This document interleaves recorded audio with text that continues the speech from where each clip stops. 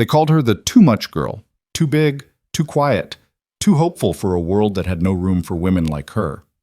Nora Blake had learned to make herself small, to disappear into kitchens and shadows, to believe love was a gift given to delicate things, never to hands that needed bread like prayers.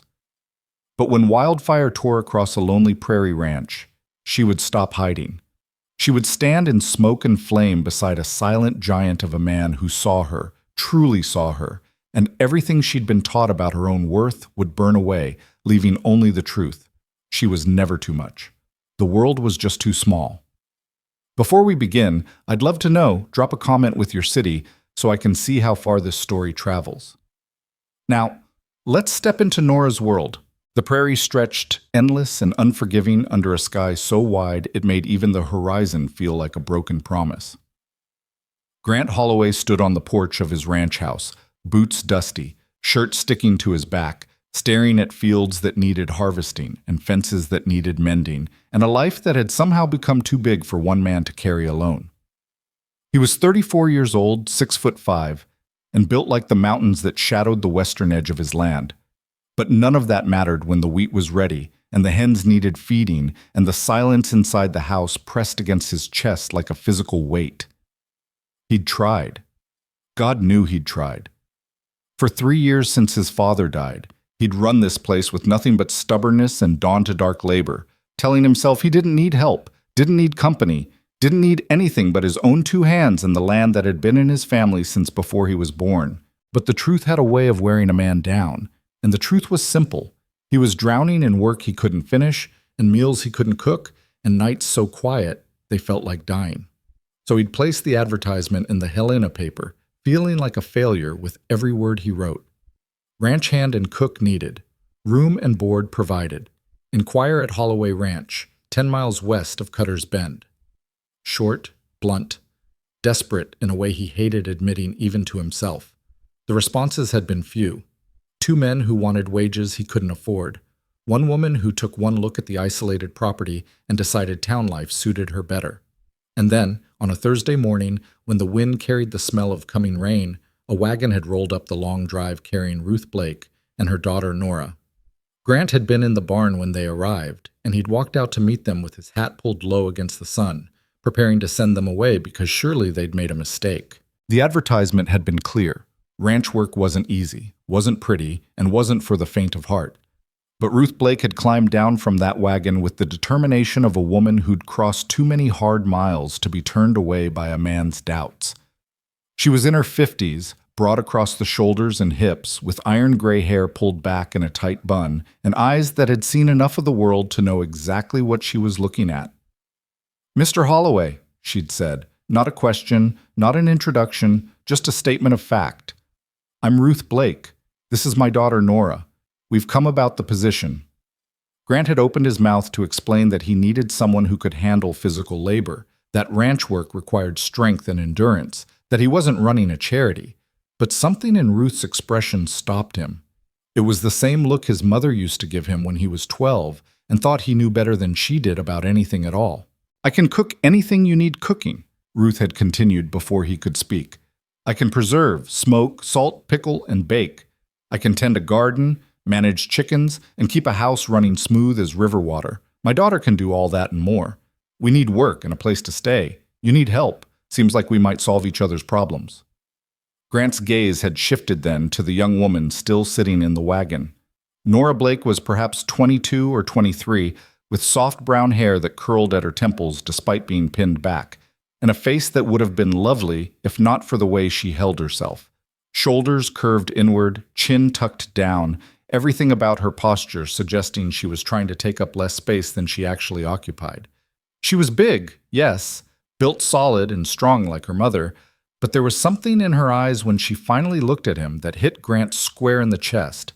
It was the look of someone who expected rejection, who'd learned to brace for it before it came, who'd heard no so many times that yes had become a foreign language.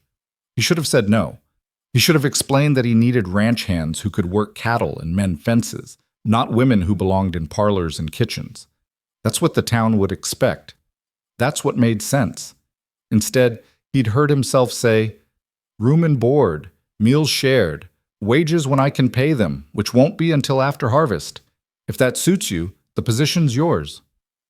Ruth had smiled, a quick, satisfied expression that suggested she'd known all along he'd say yes.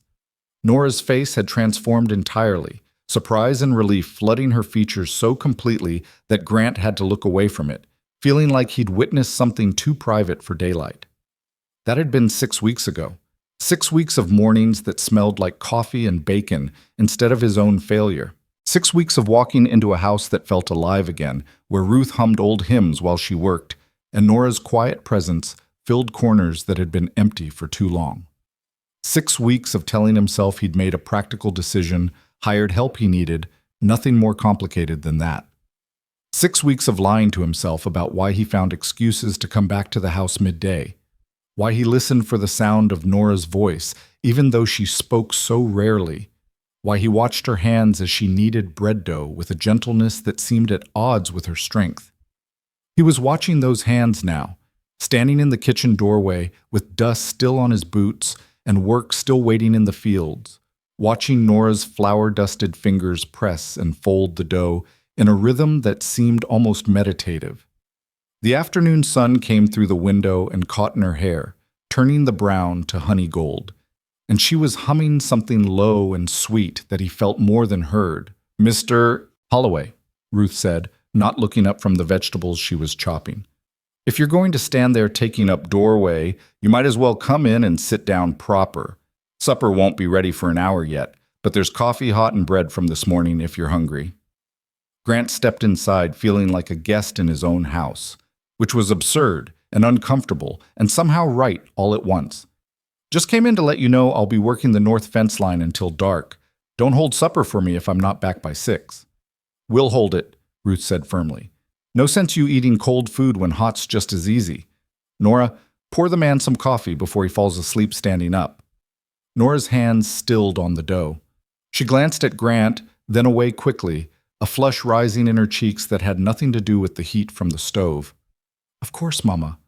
Her voice was soft, almost apologetic, as if asking permission to exist in the space she occupied. Grant hated that. Hated hearing that uncertainty in her tone. Hated knowing someone had taught her to apologize for herself. He'd heard the talk in town, the comments from Mrs. Pike at the general store, and her circle of women who measured worth by waistlines and wedding rings. They'd made it clear what they thought of Grant hiring 2 fat women to run his household, their voices dripping with false sympathy and real judgment. "Desperate times," Mrs. Pike had said, loud enough for half the store to hear.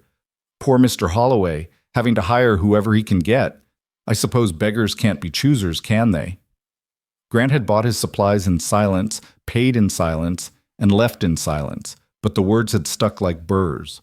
Not because they bothered him. He'd stopped caring about Mrs. Pike's opinions around the time she'd tried to marry him off to her niece 3 years ago, but because he'd seen Nora's face when they'd been in town together the week before. She'd heard similar comments. She'd stood there by the wagon, shoulders curving further inward, making herself smaller, and something in Grant had wanted to put his fist through the general store window. Nora brought him the coffee now, her movements careful, and their fingers brushed when he took the cup. She jerked back as if burned, a mumbled "sorry" falling from her lips before she turned back to her bread dough with a focus that seemed excessive for something as simple as making dinner rolls. "Thank you," Grant said, and meant it for more than the coffee, though he couldn't have explained what exactly if someone had asked. He sat at the table that Ruth had covered with a cloth she'd made from flour sacks sewn together and embroidered with simple flowers, and he drank his coffee and watched Nora work, and wondered when his kitchen had become the most complicated room in his entire house. "How are the fields looking?" Ruth asked, her knife moving steady against the cutting board, turning carrots into perfect coins. "Dry," Grant answered honestly. "Need rain soon or we'll lose yield. Wind's been constant for days, makes me nervous." "Wind's always nervous-making on the prairie," Ruth said. "Too much of it, and things get unsettled, everything waiting for something to break." Grant knew she wasn't just talking about weather, but he didn't know how to address what she was actually saying, so he focused on his coffee and pretended the air in the kitchen wasn't thick with things left unspoken. Nora had gone back to humming, that low, almost not there sound that Grant had come to listen for the way some men listened for rain. It was different from her mother's hymns, less certain, more questioning, like a conversation she was having with herself that she didn't want anyone else to hear. Sometimes he caught her singing actual words when she thought no one was around. Her voice sweet and clear and full of an aching loneliness that made his chest hurt. She'd been married once, he'd learned. Ruth had mentioned it in passing one evening, explaining that Nora was a widow, that her husband had died in a mining accident up north, that they'd come south looking for a fresh start and found nothing but closed doors and turned away faces. Ruth hadn't said why those doors had closed, but Grant could guess. Towns like Cutter's Bend had long memories and harsh judgments, and women who didn't fit the narrow mold of acceptable had a hard time finding acceptance anywhere. "The bread will be ready for supper," Nora said suddenly, her voice pulling Grant from his thoughts. "I'll make extra for your lunches tomorrow. I noticed the batch from yesterday was gone." "It was good bread," Grant said, which felt inadequate and true all at once. Everything Nora made was good. Bread that rose perfect and golden, biscuits that melted on the tongue, pies that tasted like someone had captured summer in pastry. But it was more than that. Her food had a quality he couldn't name, a warmth that seemed to come from more than just the oven, as if she put something of herself into every dish, and that something was exactly what his house had been missing. "Thank you," Nora whispered, still not looking at him, her hands pressing into the dough with renewed vigor. Grant finished his coffee and stood, knowing he needed to get back to work, knowing the fence line wouldn't mend itself, but reluctant to leave the warm kitchen for the empty fields.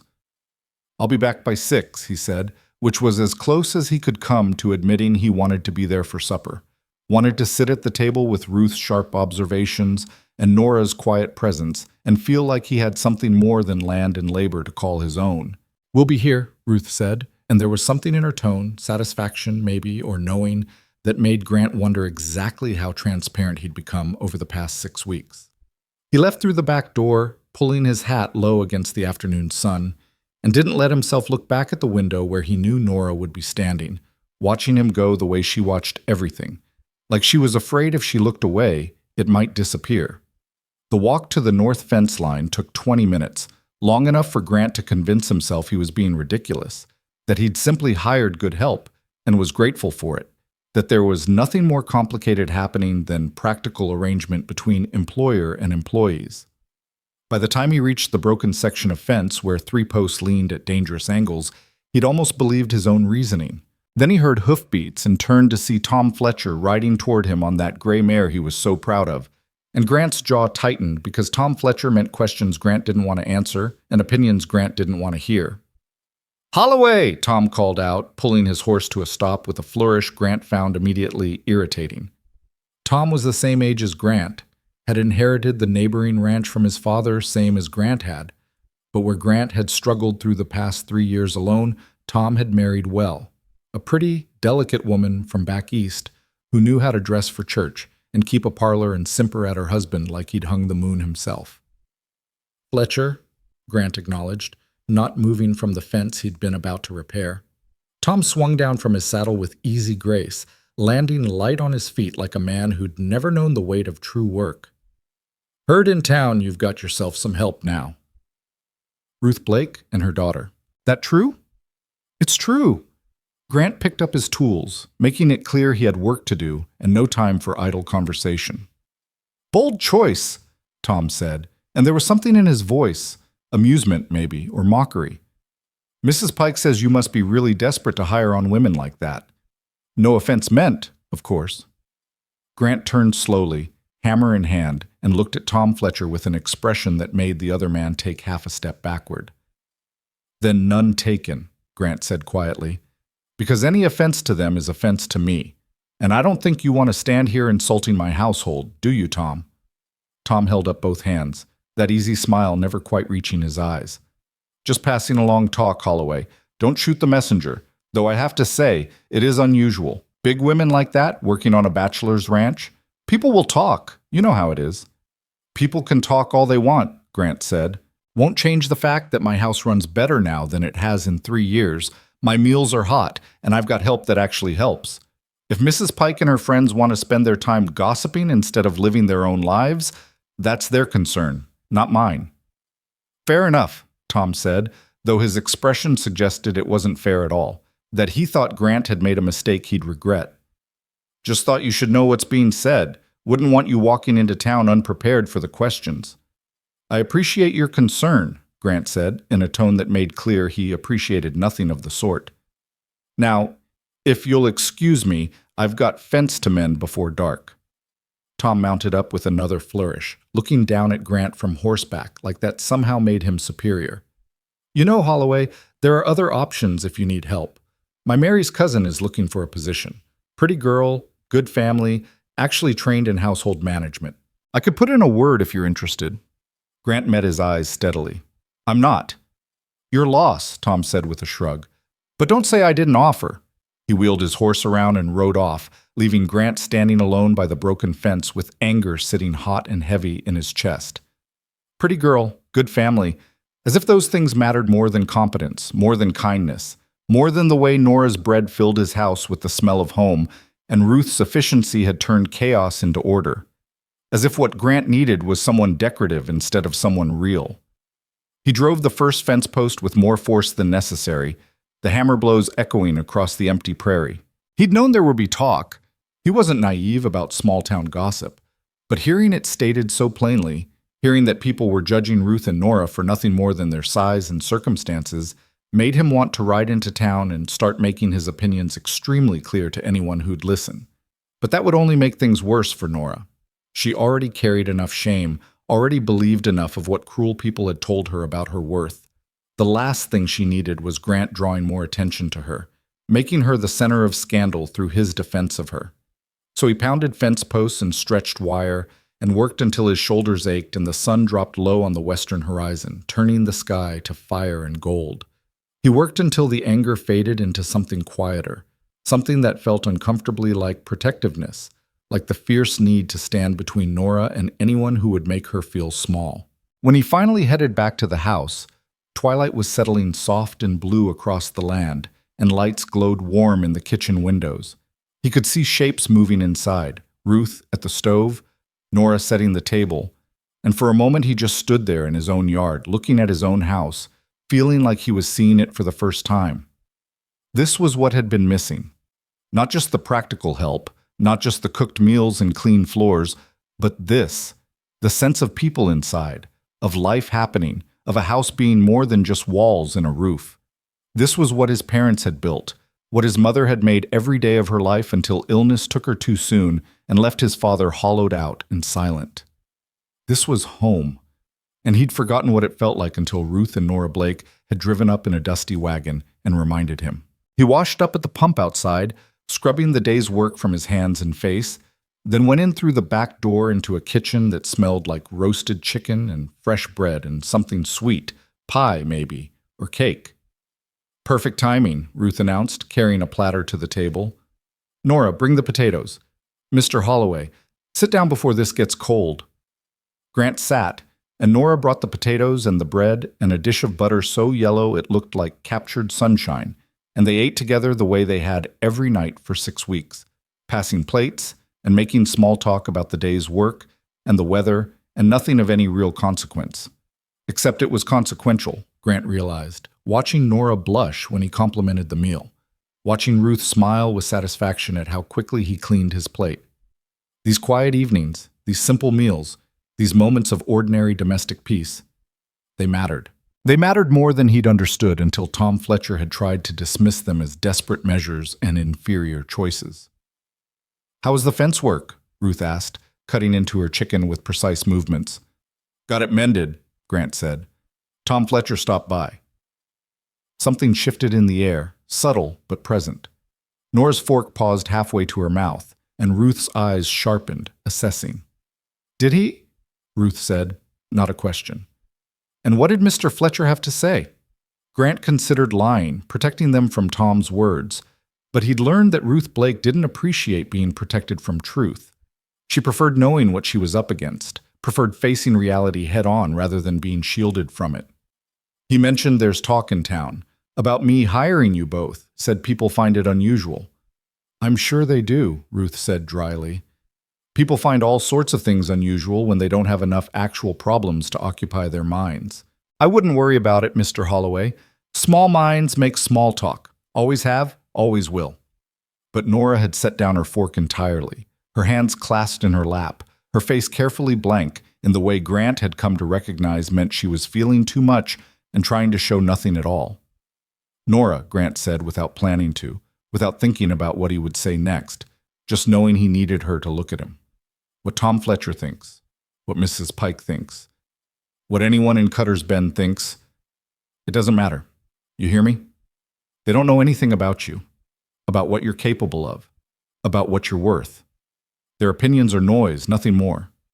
She looked at him then, and her eyes were bright with unshed tears, and something in his chest cracked open at the sight of her trying so hard not to cry over words that shouldn't have power but did anyway.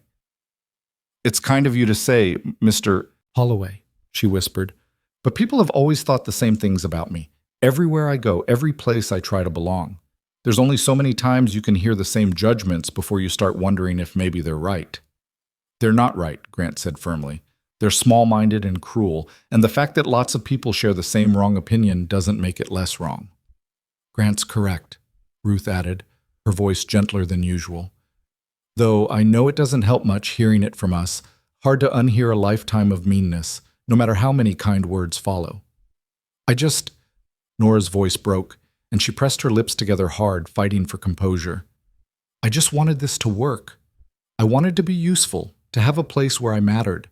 And I know I do here. I know you're both kind to me, but if it's causing you problems, Mr. Holloway, if it's making people think poorly of you—" "Stop," Grant said, more sharply than he intended.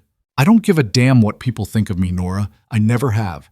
I hired you because I needed help and you needed work, and it made sense for all of us. What I didn't expect was that you'd turn this house into an actual home again. What I didn't expect was that I'd start looking forward to coming inside at the end of the day. What I didn't expect was—" He stopped, aware suddenly that he was about to say something he couldn't take back, something that would change everything between them. The kitchen fell quiet except for the ticking of the clock on the mantel and the soft whisper of wind against the windows. "What didn't you expect, Mr. Holloway?" Ruth asked, and there was something knowing in her voice, something that suggested she saw exactly what Grant was trying not to say. He looked at Nora, who was staring at him with those expressive eyes that hid nothing, and he thought about Tom Fletcher's pretty cousin with her good family and household training. He thought about Mrs. Pike and her sharp tongue and all the people in Cutter's Bend who measured worth by measurements that had nothing to do with character or kindness or the way someone's hands moved when they kneaded bread.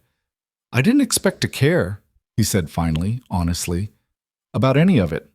I thought I'd hired help. But somewhere along the way you became more than that. Both of you. You became necessary. To this place, to how it runs, to—" He gestured helplessly, unable to find words for what he meant. "To everything." Nora's tears spilled over then, silent tracks down her cheeks that she didn't wipe away, and Grant felt like he'd broken something or fixed something and couldn't tell which. "We're necessary to you too, Mr. Holloway," Ruth said quietly. "More than you probably realize. You gave us something when you hired us, not just work and wages, but dignity. A place where we're valued for what we can do instead of judged for what we look like.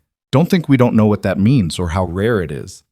Grant nodded, throat tight, and they finished their meal in a different kind of silence. Not uncomfortable, not empty, but full of things acknowledged without needing to be spoken aloud.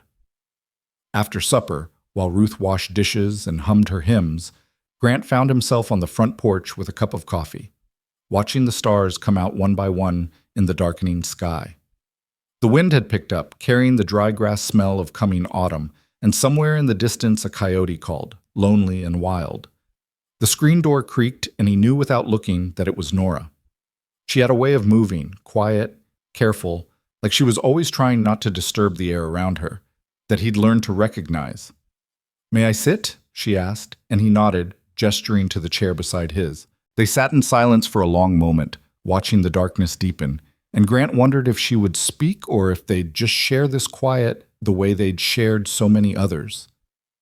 "I was married for 2 years, Nora said finally, her voice so soft he had to lean closer to hear. "To a man named Peter Blake.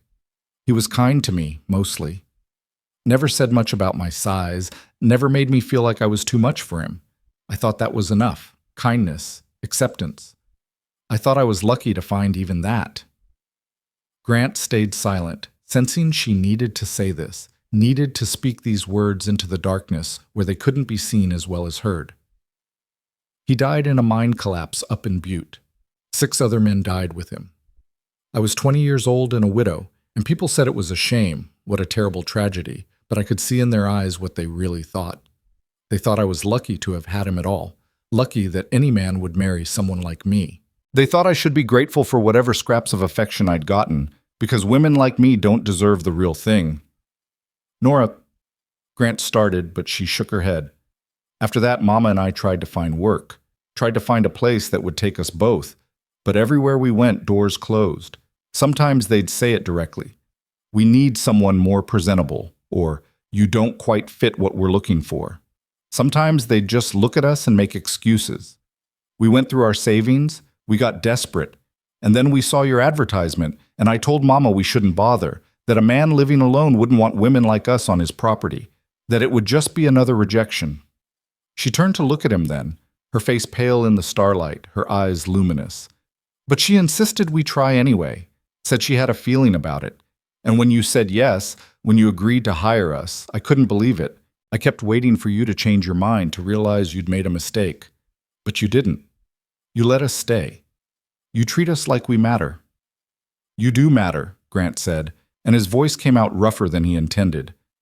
You matter a great deal, Nora Blake. She smiled then, small and sad and hopeful all at once. For the first time in my life, Mr. Holloway, I'm starting to believe that might be true. Even if it's only here, only in this house, only with you and Mama, that's more than I've ever had before. Grant wanted to tell her it could be more than that she deserved more than that the world was bigger than Cutter's Bend and its narrow judgments. But the words stuck in his throat, tangled up with feelings he didn't know how to name and a future he couldn't quite see clearly. So instead he said, Your bread is rising, by the way, for tomorrow. I can see it through the kitchen window, the bowls covered with cloth on the counter. Nora laughed, a surprised sound that lit up her whole face. You notice things like that? I notice everything about this house now, Grant admitted. About how it runs, about how you and your mother have transformed it, about... He paused, choosing his words carefully. About how different everything feels when you're near. The silence that followed was charged, electric, full of possibility and danger in equal measure. Nora drew in a sharp breath, and Grant could feel her tension, could sense her poised between hope and fear, wanting to believe but afraid to trust. Mr. Holloway, she whispered, I don't know what to do with kindness like yours. I don't know how to accept it without wondering when it will be taken away. Then don't think about tomorrow, Grant said. Just think about right now, about sitting here on this porch under these stars, about being exactly where you are. Can you do that? Nora nodded slowly. I can try. They sat together until the coffee grew cold and the stars wheeled overhead, and Ruth's humming faded to silence inside the house. They sat until the wind shifted direction, bringing with it the smell of dry grass and distant rain that might or might not ever come. They sat until Nora's breathing evened out into something calmer, something more peaceful, and Grant felt the tight knot in his own chest begin to loosen. When they finally stood to go inside, their hands brushed, brief, accidental, electric, and Grant felt it all the way to his bones. Nora felt it too. He could tell by the way she froze, by the way her breath caught, by the way she looked at him with an expression that was equal parts wonder and terror. Good night, Mr. Holloway, she said, and fled into the house like she was running from something dangerous. Grant stood alone on the porch, his hand still tingling where her skin had touched his, and realized with perfect clarity that he was in serious trouble. He'd hired Ruth and Nora Blake to cook and clean and help run the ranch. He told himself it was practical, necessary, nothing more complicated than that. But the truth was so much more complicated than that. The truth was that somewhere between the first morning he'd walked into his kitchen to find it transformed, and tonight, sitting under the stars listening to Nora's quiet confession, he'd stopped thinking of her as hired help and started thinking of her as something else entirely. Something essential, something precious, something that made his carefully ordered, solitary life feel suddenly incomplete whenever she wasn't in it. He went inside finally, locked the doors, checked the stove the way his father had taught him, and climbed the stairs to his room at the far end of the hall from where Ruth and Nora slept. He lay in bed listening to the house settle around him, listening to the wind test the windows, listening to the faint sound of Nora's voice through the walls, singing something so soft he couldn't make out the words, just the melody, sad and sweet and full of longing. Grant closed his eyes and wondered what it would take to make that longing stop, to replace it with certainty and joy. He wondered what it would take to convince Nora that she wasn't too much, that she was exactly right, that everything about her that the world had taught her to hide was exactly what he stopped that thought before it could complete itself, because completing it would mean admitting things he wasn't ready to admit, wanting things he had no right to want from a woman who worked for him and trusted him and deserved better than his selfish desires. But in the darkness, alone with his thoughts and the sound of the wind and Nora's distant singing, Grant knew the truth. It was already too late for caution. Whatever was happening between them had already begun, had been beginning since that first day when she'd climbed down from that wagon and looked at him with eyes that expected nothing and hoped for everything. The only question now was whether he'd have the courage to reach for what he wanted, and whether Nora would be brave enough to reach back. Outside, the wind picked up, rattling the windows, pressing against the walls, filling the night with restless energy. The wheat fields rustled and swayed, ready for harvest, waiting for rain that might not come. The prairie stretched endless under a sky full of stars, and somewhere in that vast darkness, something was building. In the weather, in the world, in the space between two people who'd been taught they weren't enough, but were beginning to believe they might be everything. The morning after their conversation on the porch, Nora woke before dawn with her heart beating too fast, and her mind racing with memories of Grant's words. "You matter a great deal, Nora Blake." She lay in the narrow bed she'd claimed as her own, staring at the ceiling where shadows shifted in the pre-dawn darkness, and tried to convince herself she hadn't imagined the gentleness in his voice, the way his hand had trembled slightly when it brushed against hers. Beside her in the other bed, her mother slept soundly, breathing deep and even, and Nora envied that peace. She couldn't remember the last time she'd slept through a full night without waking to wrestle with old shame and new hope tangled together like weeds in a garden. Peter had been kind, yes, but his kindness had always carried an edge of pity, as if he were doing her a favor by treating her decently. Grant's kindness felt different, felt like he saw something in her worth valuing, not despite who she was, but because of it. She rose quietly, dressed in the dark, and made her way downstairs to the kitchen where she could lose herself in the familiar rhythm of bread making. Her hands knew the work without thought, measuring flour, warming water, proofing yeast, kneading dough until it became smooth and elastic under her palms. This was prayer for her, this transformation of simple ingredients into something nourishing. This was how she made sense of the world when words failed her. She was elbow-deep in dough when she heard Grant's boots on the stairs, heard him pause in the doorway the way he always did now, as if asking permission to enter his own kitchen. The sky outside was just beginning to lighten, turning from black to deep blue, and in that strange half-light, they looked at each other across the length of the room. "You're up early," Grant said, his voice still rough with sleep. "Couldn't stay in bed," Nora admitted, turning back to her dough so she wouldn't have to meet his eyes. "Thought I'd get a head start on the day." He crossed to the stove, poured himself coffee from the pot she'd made, and leaned against the counter in a posture that suggested he had something to say, but didn't know how to begin. Nora kept kneading, kept her hands moving, kept her eyes on the work because looking at him felt too dangerous this morning, too raw after last night's confessions.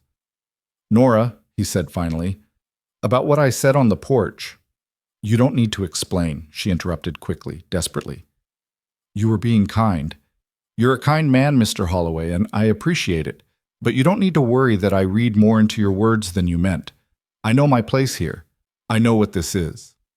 The silence that followed was so heavy she could feel it pressing against her skin. She heard him set down his coffee cup with a sharp click of ceramic against wood, heard him take 2 steps toward her, and then his hand was on her wrist, stilling her nervous kneading. "Do you?" he asked quietly. "Do you really know what this is, Nora? Because I'm not sure I do anymore." She forced herself to look at him then, and the expression on his face, intense, uncertain, hopeful in a way that mirrored her own fragile hope, made her breath catch in her throat. "Mr. Holloway, I can't. I don't know how to—" "Grant," he said.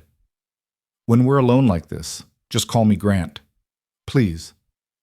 "Grant," she whispered, and his name felt strange and wonderful in her mouth, felt like crossing some invisible line she couldn't uncross.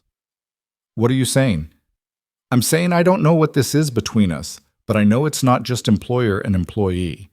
I'm saying I think about you when I'm working in the fields.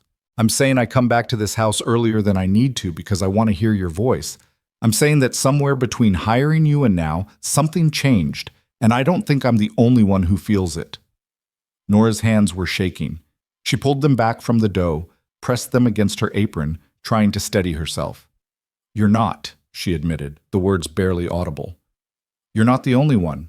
But Grant, I'm terrified. I've learned not to want things, not to hope for things, because wanting and hoping only lead to disappointment. And this, whatever this is, it feels too big, too impossible." "Why impossible?" he asked, and there was something fierce in his voice now, something that made her look at him fully. "Because people in town will talk? They're already talking, Nora. Because you think you're not worthy of being wanted? You're wrong. Because you're afraid? Well, so am I, but that doesn't make this any less real." Before she could respond, before she could process what he was saying or what she wanted to say back, they heard Ruth's footsteps on the stairs and Grant stepped back quickly, putting proper distance between them. When Ruth entered the kitchen, yawning and tying her apron, she looked between them with sharp, assessing eyes, but said nothing about the tension thick enough to cut with a knife. "Morning," Ruth said briskly. "Nora, that dough needs another 5 minutes of kneading or it won't rise right. Mr. Holloway, you look like you could use some breakfast before you head out. Sit down and I'll have eggs ready in no time." They fell into the routine of morning, the three of them moving around each other with the practiced ease of people who'd learned to share space, but everything felt different now, charged with what had been said and what hadn't been said and what might happen next. Nora kneaded her dough with trembling hands, trying to focus on the work, trying not to think about the way Grant kept glancing at her when he thought she wasn't looking. After breakfast, Grant headed out to check the cattle in the east pasture, and Nora threw herself into housework with an intensity that made her mother raise an eyebrow, but mercifully ask no questions. She scrubbed floors that didn't need scrubbing, beat rugs that had been beaten just days before, and tried desperately to exhaust herself enough that she could stop thinking about the hope blooming dangerous and painful in her chest. By mid-morning, the heat had grown oppressive, the kind of dry, pressing heat that made every breath feel like work. The wind that had been constant for days picked up even more, hot and restless, carrying dust that got into everything, hair and clothes and the corners of rooms, no matter how tightly the windows were sealed. "Gonna be a scorcher today," Ruth observed, fanning herself with her apron. "This wind keeps up. We'll have dust in our teeth by supper time." Nora was pulling sheets off the line before the dust could settle into them when she saw the wagon coming up the long drive. Her stomach sank as she recognized Mrs. Pike's distinctive black dress and the rigid posture that suggested she'd come not for friendship, but for judgment. Two other women sat beside her, Mrs. Fletcher, Tom's wife Mary, and Miss Sarah Winters, the school teacher who'd made it clear on Nora's previous visits to town that she found the Blake women's presence at Grant's ranch highly inappropriate. "Mama," Nora called through the open kitchen window, "we have visitors." Ruth appeared in the doorway, took one look at the approaching wagon, and sighed. "Well, I suppose this was inevitable. Go fetch Mr. Holloway from the east pasture. These kinds of conversations are better handled with him present." But there wasn't time. Mrs. Pike pulled her wagon to a stop right in front of the house, and all three women climbed down with the determined air of people on a mission. Nora's hands tightened on the sheet she was holding, and she had to consciously force herself not to hunch her shoulders, not to make herself smaller, not to apologize for existing before anyone had even spoken. "Mrs. Blake," Mrs. Pike said, her voice dripping with false sweetness. "What a surprise to find you here in the middle of the day. We thought perhaps you'd be in town purchasing supplies." "We purchased supplies last week," Ruth said evenly, wiping her hands on her apron. "Is there something I can help you ladies with?" Mrs. Pike's smile was thin and sharp as a knife. "We've come as concerned members of the community to have a word about your situation here, about the propriety of two unmarried women living on a bachelor's property. Surely you can see how it appears." "It appears," Ruth said, her voice hardening, "that Mr. Holloway hired help he needed, and we're providing that help in exchange for room, board, and wages. I fail to see what's improper about honest work." Mary Fletcher spoke up then, her voice softer but no less cutting. "It's not the work itself, Mrs. Blake. It's the appearance. People talk. They wonder about a man living under the same roof with two women, neither of whom are related to him. It reflects poorly on Mr. Holloway's reputation and on yours." Nora felt her face burning with shame and anger in equal measure. She wanted to speak, wanted to defend herself and her mother and Grant, but the words stuck in her throat the way they always did when confronted with this kind of refined cruelty. "What people wonder," Ruth said, her tone icy now, "is their own business and their own problem. Mr. Holloway is a gentleman. My daughter is a widow, and I'm old enough to be his mother. If folks in Cutter's Bend have so little to occupy their minds that they spend their time inventing scandal where none exists, I pity them."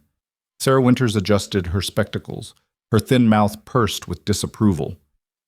"We're simply trying to help you see reason, Mrs. Blake.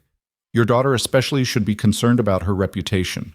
A young widow living on a man's ranch, cooking his meals, keeping his house, people will draw their own conclusions, and those conclusions won't be charitable."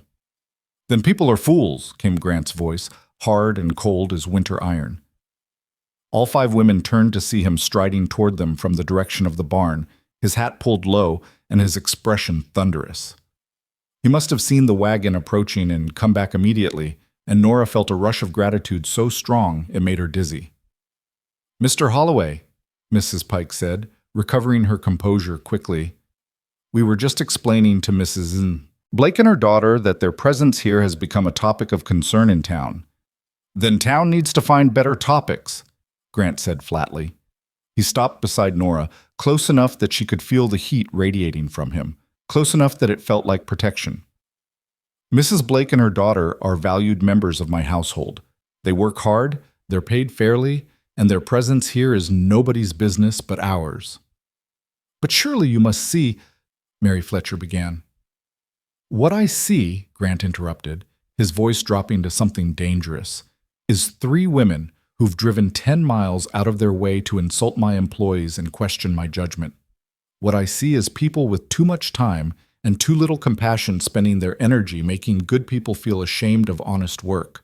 What I see is exactly the kind of small-minded cruelty that makes me glad I live out here instead of in town, surrounded by folks who value gossip over decency." Mrs. Pike's face flushed an ugly red. "Mr. Holloway, there's no call for that kind of language. We came here out of Christian concern." "Christian concern would be minding your own business and letting people live their lives in peace," Grant said. "Christian concern would be treating Ruth and Nora Blake with the respect they deserve instead of showing up uninvited to tell them they're not good enough for polite society. Now, if you're finished delivering your message, I believe you ladies have a long drive back to town." The three women looked between each other, clearly not expecting such direct opposition. Sarah Winters drew herself up, trying to salvage some dignity. "We only meant to help Mr. Holloway, to protect your reputation and theirs." "My reputation," Grant said slowly, deliberately, "is just fine. And if it wasn't, if every person in Cutter's Bend thought poorly of me for hiring Ruth and Nora, I still wouldn't care. Because what matters to me is that my ranch runs well, my meals are hot, and the people working beside me are good, decent, hard-working folks who make this place better by being in it. That's worth more than all the approval in Montana." Nora felt tears prickling at her eyes, but these were different from the tears of shame she'd fought earlier. These were tears of something else entirely, relief, gratitude, and a dangerous warmth spreading through her chest that had nothing to do with the heat of the day. Mrs. Pike climbed back into her wagon with stiff, offended movements. "Very well, Mr. Holloway, don't say we didn't warn you. When this situation becomes untenable, when the scandal grows too large to ignore, remember that we tried to help." "I'll remember," Grant said, his voice softening slightly but losing none of its firmness, that you drove all the way out here to make two good women feel small, and that you failed. Now good day, ladies. Drive safe. The wagon rolled away, dust rising in its wake, and the four of them stood in silence, watching it disappear down the long drive. Nora's hands were shaking again, clutching the sheet she'd forgotten she was holding, and she could feel her mother's solid presence on one side and Grant's protective fury on the other, and she didn't know whether to laugh or cry or collapse from the sheer emotional exhaustion of it all. "I'm sorry," Ruth said finally, her voice tired. "I should have seen that coming, should have known they'd eventually work up the courage to confront us directly." "You have nothing to apologize for," Grant said firmly. He turned to Nora then, his expression softening when he saw her face. "Neither of you do. You hear me? Those women don't speak for this town, and even if they did, it wouldn't matter. You belong here. This is your home as much as it is mine." "Grant?" Nora whispered, and then the tears came, hot and fast and unstoppable. She turned away, mortified to be crying in front of him, but Ruth was there immediately, pulling her into a strong embrace. "Let it out, sweetheart," Ruth murmured. "Let it all out. You've been holding it in too long." And Nora did. She cried for every cruel word she'd ever heard, every door that had closed in her face, every time someone had looked at her and decided she wasn't worth their kindness. She cried for Peter, who'd been good to her but never made her feel cherished. She cried for all the years she'd spent believing she was too much, too big, too emotional, too hopeful for a world that had no room for women like her. When the tears finally slowed, she pulled back from her mother's embrace and found Grant still standing there, his expression wrecked, his hands clenched at his sides like he was physically restraining himself from reaching for her. "I hate this," he said roughly. "I hate that they made you cry. I hate that you've spent your whole life hearing that kind of poison. I hate that standing up for you isn't enough to make it stop hurting." "It helps," Nora said, wiping her eyes with her apron. "Grant, it helps more than you know. I've never had anyone defend me like that. Never had anyone tell people like Mrs. Pike that they were wrong about me. It means everything." "Well, they are wrong," Grant said fiercely. "About all of it. And I'll tell anyone who needs to hear it as many times as necessary until they either believe it or have the good sense to shut up." Ruth looked between them with an expression Nora couldn't quite read, then patted Grant's arm with something like approval. "You're a good man, Mr. Holloway. Better than most. Now I'm going inside to start dinner because standing around getting worked up isn't going to feed anyone. Nora, when you're ready, come help me with the vegetables." She left them alone in the yard, and the silence that fell was different from the charged tension of the morning. This was quieter, deeper, full of things acknowledged but not yet spoken aloud. "Thank you," Nora said softly, "for what you said to them, for defending us." "You don't need to thank me for basic decency," Grant said, "though I'm starting to realize how rarely you've received it if defending you feels extraordinary instead of ordinary." He stepped closer, and Nora's breath caught as he reached out slowly, giving her time to pull away if she wanted to, and brushed a tear from her cheek with his thumb. His hand was rough from work, warm against her skin, and the gentleness of the gesture made her chest ache. "I meant what I said this morning," he told her, his voice low and intense. "I don't know exactly what this is between us, but I know I want to figure it out. I know I want you here, not just as hired help, but as something more, if you want that too. If I'm not reading this completely wrong." "You're not reading it wrong," Nora whispered, her heart hammering so hard she was sure he could hear it. "But Grant, I'm scared. I'm so scared of hoping for this, of believing it could be real, and then losing it." "I can't promise nothing will go wrong," Grant said honestly. "I can't promise town gossip will stop, or that life out here will get easier. But I can promise that I see you, Nora Blake. All of you. And what I see is someone strong and kind and beautiful, someone who turns a house into a home just by being in it, someone who deserves every good thing the world has to offer." "Beautiful," Nora repeated, the word sounding foreign, impossible. "Grant, I'm not... People don't look at me and see..." "Then people are blind," he said flatly. "You are beautiful.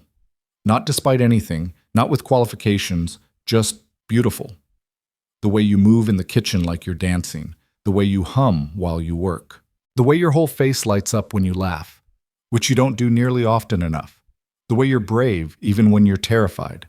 All of it, Nora. All of you. She couldn't speak, couldn't find words for what she was feeling, so instead she did something she'd never done before, something bold and reckless and terrifying. She stood on her toes and kissed his cheek, quick and soft, then stepped back before she could lose her nerve. Grant's hand went to his cheek where her lips had touched, his expression stunned, and when he looked at her, his eyes were blazing with something that made her knees weak. Nora, he breathed, and there was a world of want in her name. But before either of them could move, could speak, could cross the final distance between them, Ruth's voice called from the kitchen window. Nora, these carrots aren't going to peel themselves, and Mr. Holloway has work waiting in the fields. Come on, both of you. Life doesn't stop for romance much as we might wish it would. They broke apart, both flushed, both breathing hard, and shared a look that was half frustration, half laughter. Grant touched her hand briefly, a promise of more to come, then headed back toward the barn while Nora floated into the house feeling like the world had shifted on its axis and she was still trying to find her balance.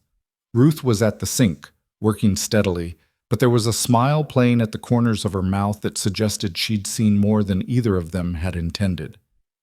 Mama, Nora started, but Ruth held up a hand. I'm not blind, sweetheart, and I'm not a fool. That man is courting you, whether he's put it in those exact words or not. The question is, what are you going to do about it? I don't know, Nora admitted, picking up a knife and starting on the carrots with shaking hands. I want to believe it's real, that he means what he says. But I'm so afraid, Mama. What if he realizes he's made a mistake? What if the town pressure gets too strong?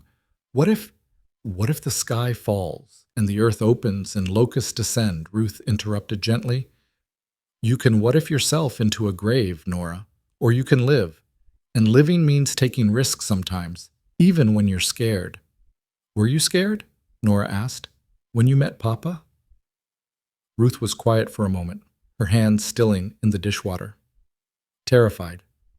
Your father was a good man, a steady man, but loving someone always means giving them the power to hurt you.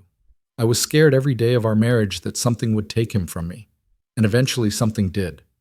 But I don't regret a single day I spent loving him, even knowing how it ended. That's what you have to decide, sweetheart. Is the possibility of joy worth the risk of pain? Nora thought about Grant's hands on her wrist that morning, about the fierce way he'd defended her to Mrs. Pike, about the wonder in his eyes when she'd kissed his cheek. She thought about how different she felt here, in this house, with this man who saw past her size to the person underneath. She thought about bread rising in the warmth of the kitchen, and how sometimes the most fragile things needed heat and time and faith to become something nourishing. I think it is, she said softly. I think he's worth the risk. Then stop thinking and start living, Ruth advised. But maybe wait until after harvest to do anything too dramatic. Man's got wheat to bring in, and you know how men get when their crops are at stake. They worked together in comfortable silence, and through the window Nora could see Grant in the distance, checking fence lines, his tall figure unmistakable even far away. She watched him pause, watched him look back toward the house, and even across the distance she felt the pull between them, strong as gravity, inevitable as the turning of seasons. The rest of the day passed in a strange, dreamlike quality. Nora moved through her chores with her hands, but her mind was elsewhere, replaying every word Grant had said, every look he'd given her, every moment of tenderness that suggested she hadn't imagined this thing growing between them. When he came in for supper, their eyes met across the table and held, and the air seemed to shimmer with unspoken promises. After the meal, after the dishes were washed and put away, after Ruth retired early claiming exhaustion from the day's drama, Nora found herself once again on the porch with Grant, drawn there by mutual unspoken agreement. The wind had finally died down, leaving the night air still and heavy, and the stars overhead seemed closer than usual, like they were leaning in to witness what would happen next. I've been thinking, Grant said, not looking at her, his voice rough with nerves, about how to do this right, about how to court you properly, the way you deserve. But I don't know the rules anymore, Nora. I don't know if there are rules for something like this. Employer and employee, rancher and hired cook, man and woman living under the same roof with the whole town watching. I don't know the rules either, Nora admitted. I was married, but Peter never courted me. Not really. We met, we married, and then he died. I don't know what it's supposed to feel like when someone wants you, not because you're convenient, but because they actually want you. Grant turned to her then, and in the starlight, his face was open, vulnerable, achingly honest. It feels like this, he said, like I can't think about anything but you, like the hours until I see you again stretch too long, like every moment we're apart is a moment wasted, like I want to know everything about you, every thought, every dream, every fear, and spend the rest of my life making sure those dreams come true and those fears never touch you again. Nora's breath caught. Grant, that's not courtship. That's love, he finished quietly. Or the beginning of it, anyway. And I know it's too soon to say that. I know we barely know each other. But Nora, I can't keep pretending this is just attraction or convenience or loneliness. It's more. It's always been more. From the moment you climbed down from that wagon and looked at me like you expected nothing and hoped for everything. She should have been terrified. She should have pulled back, protected herself, guarded her heart against the inevitable disappointment. But standing there in the darkness with this man who saw her, truly saw her, all Nora felt was brave. I feel it too, she whispered, and it terrifies me, but I feel it, this pull toward you, this need to be near you, this sense that somehow, impossibly, I've found something I didn't know I was looking for. Grant reached for her hand, and this time when their fingers touched, it wasn't accidental, wasn't brief. He laced his fingers through hers, holding on like she was something precious. And Nora felt tears prickling at her eyes again because nobody had ever held her hand like this. Like she mattered, like she was chosen, like she was exactly right. So what do we do? She asked. How do we navigate this with Mama here, and the town watching and everything so complicated? Carefully, Grant said.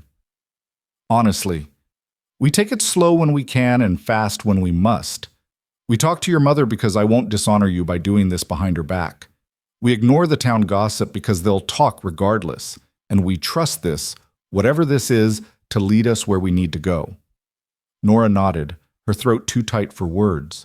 They stood there hand in hand, and slowly, carefully, Grant pulled her closer until she was standing in the circle of his arms, her head against his chest, his chin resting on her hair. She could hear his heartbeat, strong and steady, and feel the rise and fall of his breathing, and for the first time in her entire life she felt safe. Truly safe, in a way that had nothing to do with walls or locks, and everything to do with being held by someone who wanted her there. We'll figure it out, Grant murmured against her hair. Whatever comes, whatever challenges, we'll figure it out together. I promise you that, Nora. And standing there under the vast prairie sky with the man who'd defended her, who'd seen her, who'd somehow looked past everything the world said she was and found something worth wanting, Nora believed him. She believed in possibility. She believed in second chances.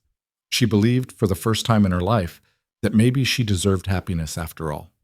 The wind picked up again then, just a whisper, carrying with it the dry grass smell of late summer and the promise of change coming. In the distance, heat lightning flickered on the horizon, brief flashes that lit up the darkness for a heartbeat before fading away.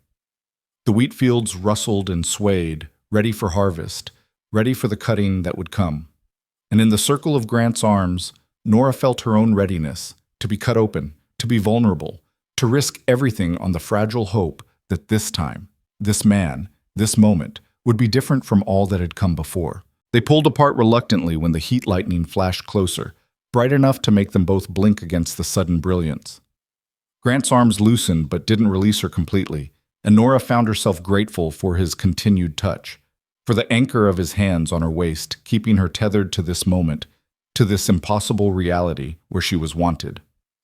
Storm's building, Grant said quietly, his eyes on the horizon where the lightning played across the sky in jagged, silent bursts. Might get rain tonight. God knows we need it. But even as he said it, Nora could tell he didn't believe it. The air was too dry, the wind too hot, carrying nothing but dust and the acrid smell of parched earth. The lightning was heat lightning, all flash and fury with no substance behind it, the kind that teased desperate farmers with promises it never intended to keep. You should get some sleep, Grant continued, though he made no move to step away. Tomorrow's going to be a long day. I need to start bringing in the wheat before it gets any drier, and that means all hands working. I can help, Nora said immediately. In the fields, I mean. I'm strong enough for harvest work. Grant looked down at her, and in the flickering lightning she could see surprise and something else. Concern, maybe, or reluctance. Nora, harvest is brutal work. Long hours in the sun, heavy lifting, blisters and backache and exhaustion. You don't need to. I want to, she interrupted firmly. I want to be useful, not just in the kitchen, but out there with you. Besides, you said it yourself, all hands working. Mama can manage the house and cooking if I'm in the fields helping you bring in the crop. He studied her face for a long moment, then nodded slowly. All right, but you tell me if it gets too much, you hear? I won't have you hurting yourself trying to prove something you don't need to prove. I'm not trying to prove anything, Nora said, though that wasn't entirely true. She was trying to prove she belonged here, that she could be a true partner in this enterprise, that she was more than just soft hands and kitchen skills. She was trying to prove to herself that she was as strong as she needed to be, that the body she'd been taught to be ashamed of could do hard, necessary work. I just want to help. Grant touched her face then, his palm cupping her cheek with a tenderness that made her throat tight.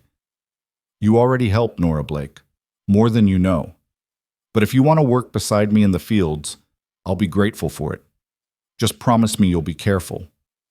I promise, she whispered, and when he leaned down and pressed his lips to her forehead, soft, chaste, but full of meaning, she closed her eyes and memorized the feeling, storing it away like treasure.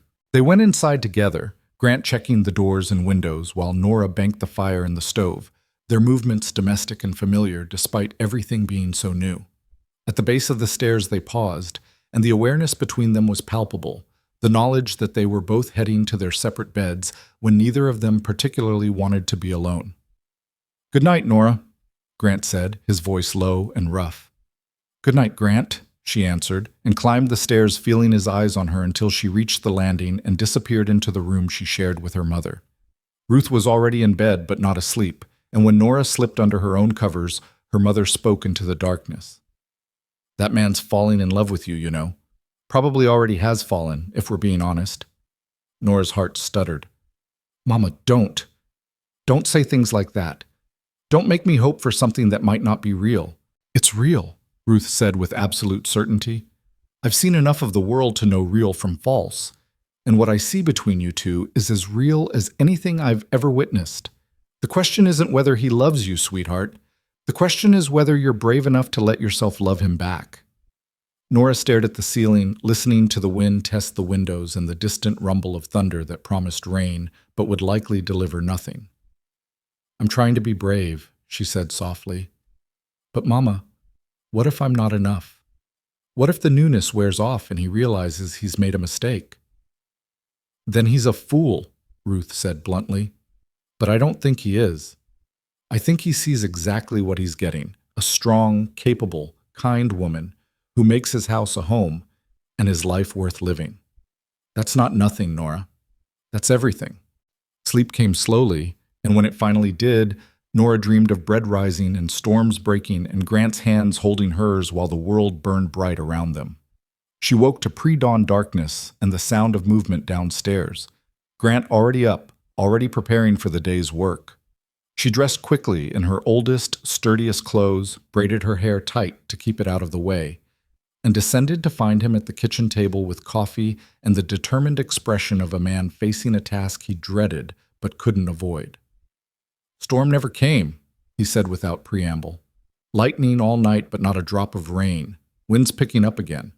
We need to get that wheat cut and stored before something goes wrong. Then let's get to it, Nora said, pouring herself coffee and forcing down some bread despite her nervous stomach. Ruth appeared moments later, already dressed and organizing supplies with her usual efficiency.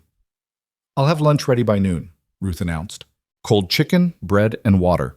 You two focus on the harvest, and I'll make sure you're fed and have what you need. Nora, take your hat and gloves. The sun's going to be merciless today.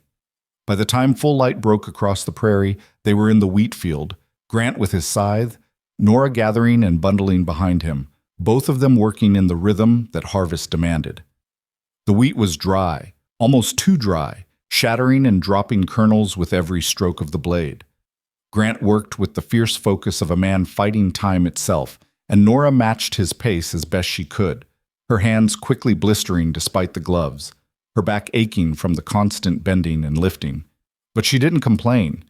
She worked through the pain, through the exhaustion, through the moments when her vision swam and her legs trembled, because this mattered. This crop was Grant's livelihood, his future, and now, maybe, hers too. Every bundle she tied, every shock she built, was an investment in something bigger than herself, something that felt like building a life instead of just surviving one. They worked through the morning heat, through the mounting wind that made the standing wheat hiss and sway like a living thing. By noon, when Ruth brought out lunch in a basket, they'd cleared perhaps a quarter of the field, and Grant's expression was grim as he surveyed what remained. "Not fast enough," he muttered, gulping water and barely touching the food Ruth had prepared. "At this rate, it'll take 4 days to bring it all in, and we don't have 4 days. That wind keeps building, and if it brings fire—" He stopped, jaw clenched, but the unspoken fear hung heavy in the air. "Then we work faster," Nora said simply. "We work longer. We do whatever needs doing." Grant looked at her, really looked at her, taking in her flushed face and dust-caked clothes and blistered hands, and something in his expression softened. "You're incredible. You know that? Most women would have quit hours ago." "I'm not most women," Nora said, and for the first time in her life she meant it as a point of pride rather than shame. They ate quickly and returned to work, and the afternoon stretched long and brutal. The sun beat down merciless and unrelenting, turning the wheat field into an oven and sucking moisture from everything it touched.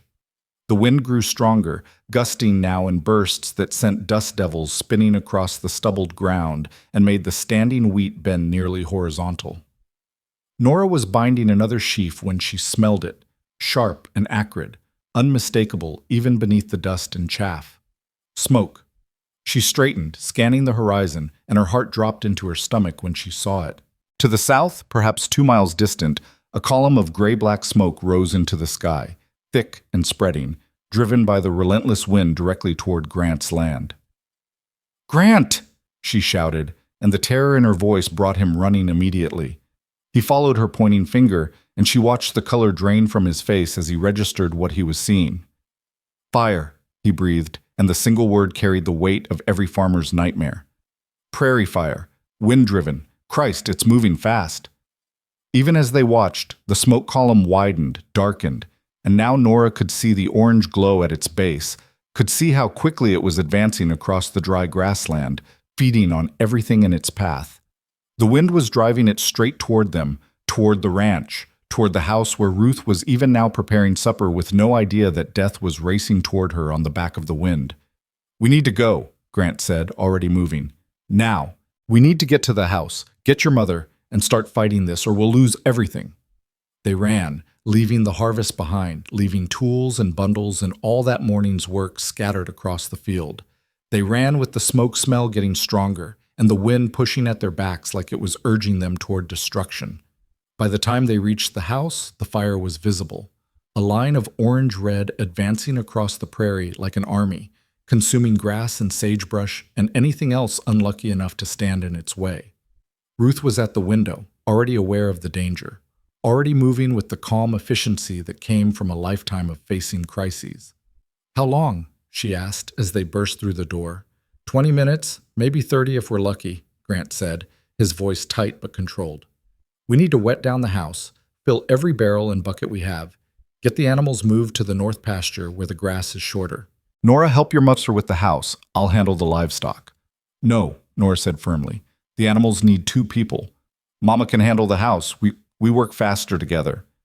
Grant looked like he wanted to argue, wanted to send her to safety while he faced the danger, but there was no time for chivalry or debate. He nodded once, sharp and decisive, and they split up. Ruth racing to the pump while Nora and Grant ran for the barn where the horses were already screaming, smelling the smoke, panicking in their stalls. The next minutes became a blur of desperate action. They freed the horses first, driving them toward the north pasture with shouts and slaps, watching them gallop away with their tails high and nostrils flaring. Then the cattle, stubborn and slow-moving even with fire approaching, requiring both of them working together to herd them to relative safety. Then the chickens, squawking and frantic, refusing to cooperate until Nora simply started grabbing them by handfuls and throwing them toward the open space away from the buildings. By the time they'd moved the last of the animals, the fire was close enough that they could hear it, a roaring, crackling sound like nothing Nora had ever experienced, like the earth itself was screaming. The smoke was thick now, making her eyes water and her throat burn, and when she looked toward the advancing flames, she felt primal terror seize her chest. "The wheat field," Grant said, his voice hoarse. "It's going to catch. When it does—" He didn't finish, but he didn't need to. All that dry wheat they'd been harvesting, all that standing grain still waiting to be cut. It would go up like kindling, and when it did, the fire would leap straight to the barn, to the outbuildings, to the house itself. They ran back to where Ruth had already soaked down the house and outbuildings, had already filled every container they owned with water, had already grabbed every blanket and sack that could be wetted and used to beat at flames. Without discussion, without planning, the three of them formed a unit. Ruth at the pump keeping supplies coming, Grant and Nora racing toward the fire line with wet sacks and desperate determination. The heat was overwhelming. Even 50 feet from the flames, the air was scorching hot, stealing breath and making every inhalation feel like swallowing fire. Nora could feel her skin tightening, could feel sweat evaporating before it could cool her, but she didn't stop. Beside her, Grant was beating at flames that had jumped the fire break, his face blackened with soot, his clothes smoking in places where embers had landed. The wheat field caught with a sound like thunder, the dry stalks exploding into flame that shot 20 feet into the air. Nora screamed without meaning to, not from fear but from the sheer overwhelming violence of it, from watching a season's work consumed in seconds. Grant grabbed her arm, pulling her back from the wall of heat, and they retreated toward the barn where new fires were starting from wind-blown embers. "The barn!" Grant shouted over the roar. "If we lose the barn, we lose the winter feed, the tools, everything. We have to save the barn." So they fought. They beat at flames that kept springing up like demons, that kept finding new fuel no matter how fast they worked. They hauled water until their arms screamed, soaked everything they could reach, and still the fire kept coming, kept finding ways around their defenses, kept threatening to overwhelm them entirely. At some point, Nora couldn't have said when, Ruth was beside them, her face set in grim determination, working as hard as either of them despite her age. The three of them fought side by side, a unit moving with desperate coordination, covering each other's weaknesses, supporting each other's efforts, refusing to give up even when the situation seemed hopeless. A beam in the barn roof caught fire, and Grant ran inside without hesitation, climbing up to beat it out despite the smoke and heat and danger. Nora followed without thinking, couldn't not follow, couldn't let him face that alone.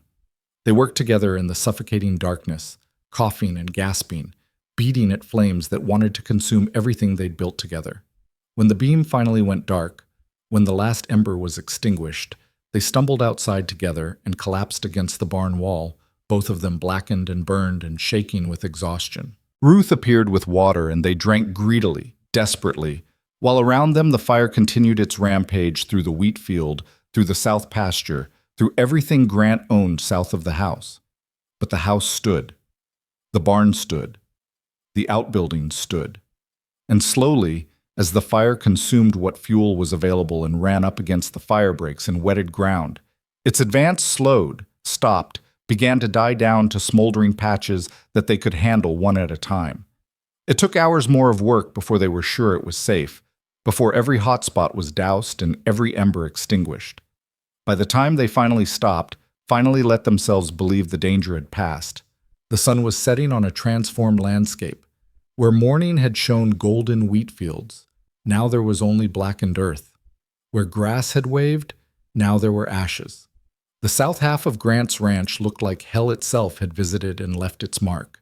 They gathered at the pump, washing soot and ash from their faces and hands, too exhausted for words. Grant's right arm was blistered where an ember had landed, and Nora had a burn across her left shoulder that would hurt like fury once the adrenaline wore off, but they were alive. All three of them, alive and together. "The wheat," Grant said finally, his voice hollow. "The whole south field, gone.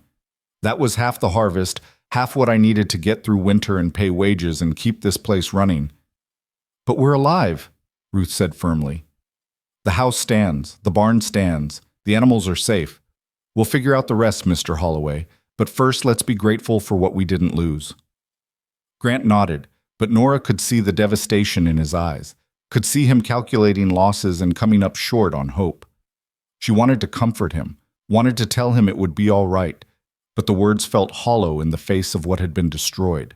They went inside finally, into a house that smelled of smoke but still stood solid and safe. Ruth insisted on feeding them despite their protests, producing a simple meal of bread and cold meat that none of them had appetite for but all of them needed. They ate in silence, too tired for conversation, and when the meal was finished, Grant stood with visible effort. I should check the perimeter once more, he said. Make sure nothing's reignited. We'll come with you, Nora said, standing despite her body's protests. Nora, you're exhausted. You should rest. So should you, she countered. But you're not going to, are you? So neither am I. Ruth shook her head but smiled slightly. Go on, both of you. Do what needs doing. I'll clean up here and have hot water ready for washing when you come back. Lord knows we all need it.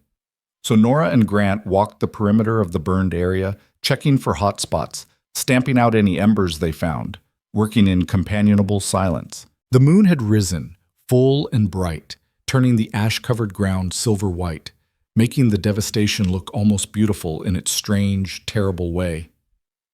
I don't know how I'm going to recover from this, Grant said quietly when they reached the remains of the wheat field, looking out over acre after acre of blackened stubble.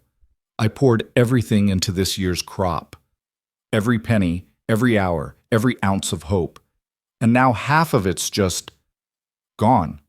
Nora took his hand, lacing her fingers through his, feeling the tremor of exhaustion and grief running through him. You're not alone in this, she said firmly. You have help now. You have us. And we'll figure it out together, Grant. Whatever it takes, however long it takes, we'll rebuild. He turned to look at her, and in the moonlight his soot-stained face was stark with emotion. Why? He asked roughly. Why would you do that? Why would you tie yourself to a man who just lost half his livelihood, who can't even promise you security anymore? Because you defended me to Mrs. Pike, Nora said simply. Because you held my hand under the stars. Because you told me I was beautiful when the world has spent my entire life telling me I wasn't. Because today, when fire came to destroy everything you'd built, I didn't think about running away.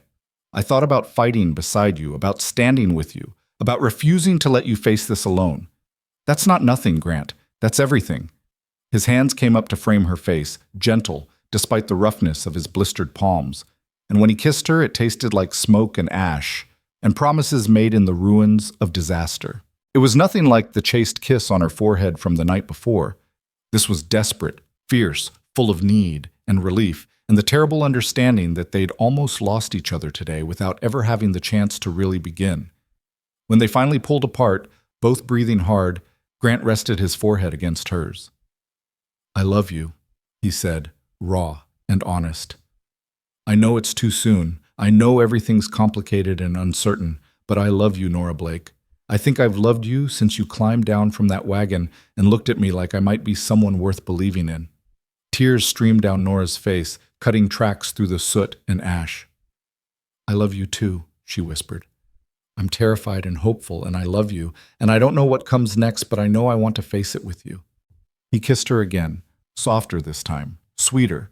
And when they finally headed back to the house hand in hand, the burned landscape around them didn't seem quite so desolate. Destruction, yes. Loss, absolutely.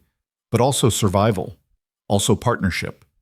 Also the beginning of something that fire couldn't touch because it lived not in wheat fields or buildings, but in the space between two people who'd found each other in the midst of disaster. Ruth was waiting on the porch with hot water and clean cloths, and the knowing expression of a woman who'd seen exactly what she expected to see. Well, she said as they approached, I suppose we have more than one kind of rebuilding to do now. Grant smiled, the first real smile Nora had seen since the fire began. I suppose we do. Mrs. Blake, I should tell you that I intend to court your daughter properly, with your blessing if you'll give it. I know circumstances aren't ideal right now, but Mr. Holloway, Ruth interrupted gently, my daughter is a grown woman and a widow besides. She doesn't need my permission to make her own choices. But since you're asking, you have my blessing and my support. You're a good man, and she deserves a good man. Just promise me you'll take care of her." "I promise," Grant said solemnly. "With everything I have, with everything I am, I promise." They washed up in the kitchen, taking turns at the basin, scrubbing away the worst of the day's grime. Nora's hands shook with exhaustion as she cleaned the burn on her shoulder, and Grant was there immediately, taking the cloth from her, tending the wound with a gentleness that made her throat tight. "Tomorrow," he said quietly, while Ruth discreetly busied herself across the room. "Tomorrow we'll assess the damage in daylight, figure out what we have left, make plans for moving forward. But tonight let's just be grateful we survived. Let's just be together." Nora nodded, too tired for words, and when Ruth finally shooed them both off to bed with instructions to rest because tomorrow would bring its own challenges, Nora climbed the stairs feeling like she was climbing toward something instead of away from it. At the landing, Grant caught her hand one more time. "Thank you," he said, "for standing with me today, for fighting beside me, for not running when things got hard." "Where would I run to?" Nora asked softly. "You're my home now, Grant Holloway. This ranch, this life. It's all home. And I don't abandon home just because it gets difficult."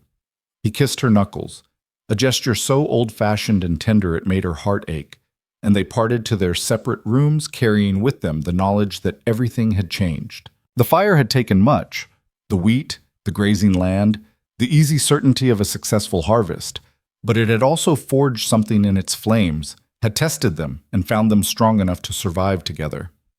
Nora lay in bed listening to her mother's steady breathing and the wind that still gusted outside, carrying the smell of smoke and ash.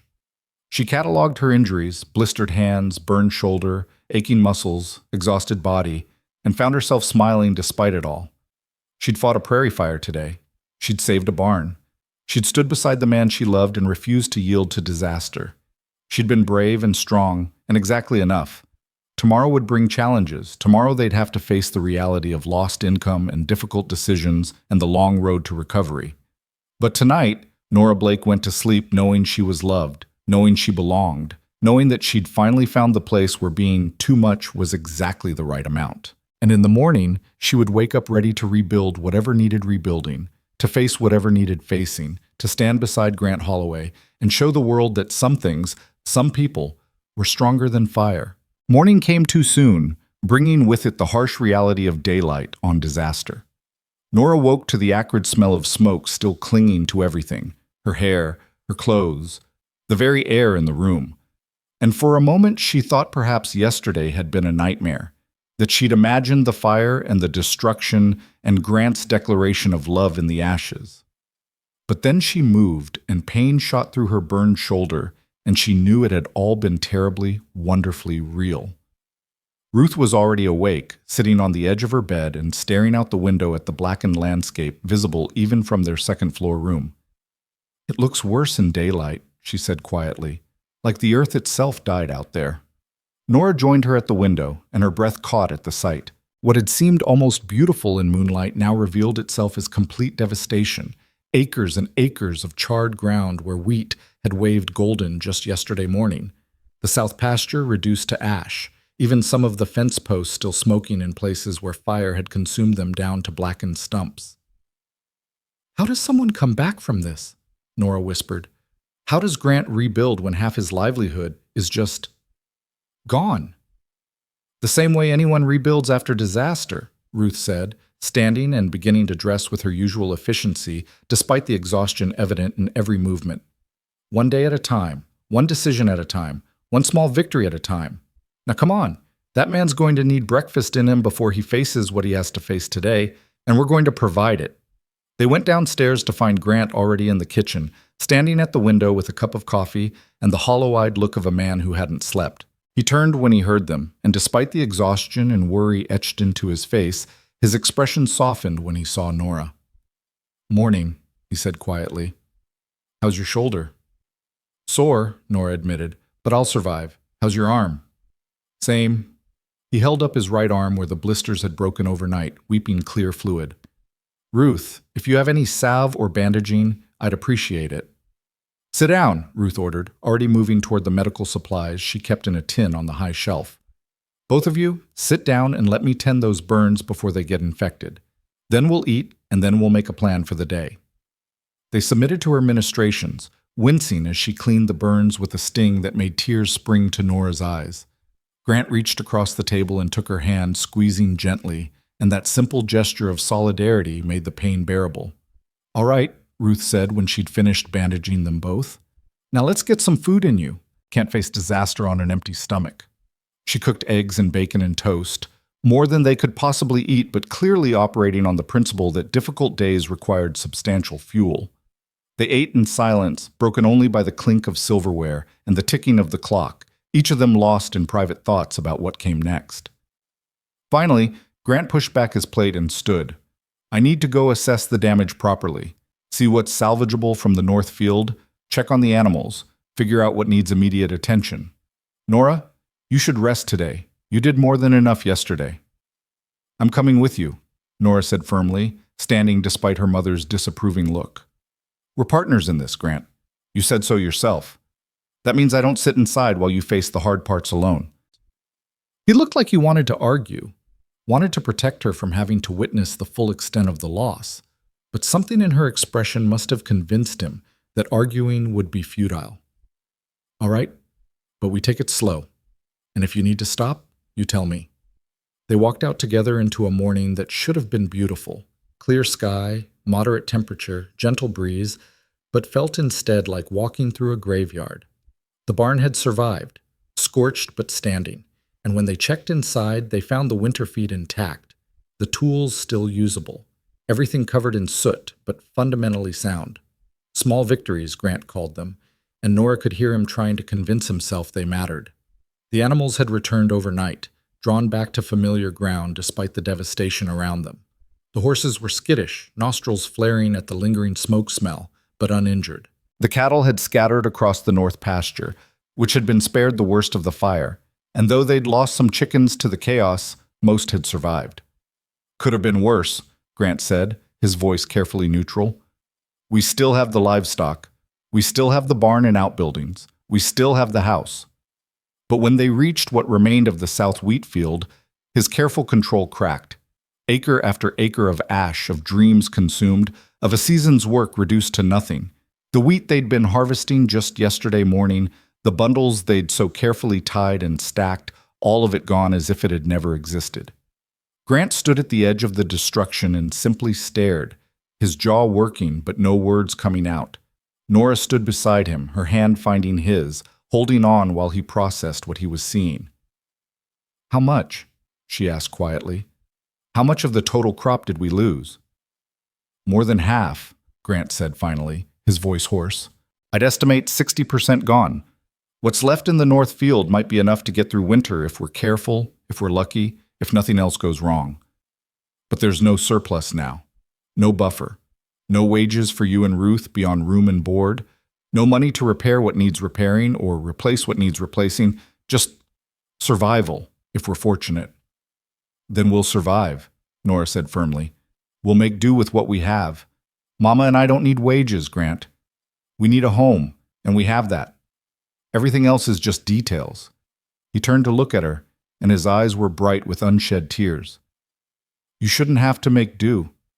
You deserve better than barely surviving. You deserve security and comfort, and a future that doesn't depend on hoping nothing else goes wrong. What I deserve, Nora said, reaching up to touch his soot-stained face, is to be with someone who sees me as an equal, who fights beside me instead of trying to protect me from reality.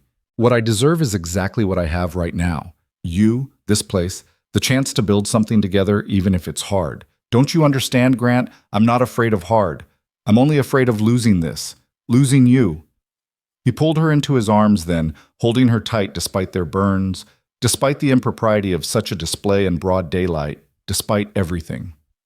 You won't lose me, he said fiercely into her hair. Fire and drought and disaster, none of it's strong enough to make me let you go. They stood there in the ruins of the wheat field, holding each other while the wind carried ash around their feet like gray snow, and Nora felt something settle deep in her chest. This was love, she realized. Not the fairy tale kind where princes rescued maidens and everyone lived easily ever after, but the real kind, the kind that stood in devastation and chose to stay, the kind that said, "We'll figure it out together," and meant it, the kind that was forged in fire and came out stronger for it. A sound behind them made them pull apart, and they turned to see Tom Fletcher riding up on his gray mare, picking his way carefully through the burned ground. Grant's expression hardened immediately, and Nora could feel tension radiating off him as his neighbor approached. "Heard about the fire," Tom said, dismounting and surveying the damage with an expression that might have been sympathy or might have been satisfaction. Nora couldn't quite tell. "Came to see if you needed help, though it looks like the worst is over." "Fire's out," Grant said shortly. "We managed." "So I see." Tom's gaze moved to Nora, taking in her bandaged shoulder and soot-stained dress, her hand still clasped in Grant's.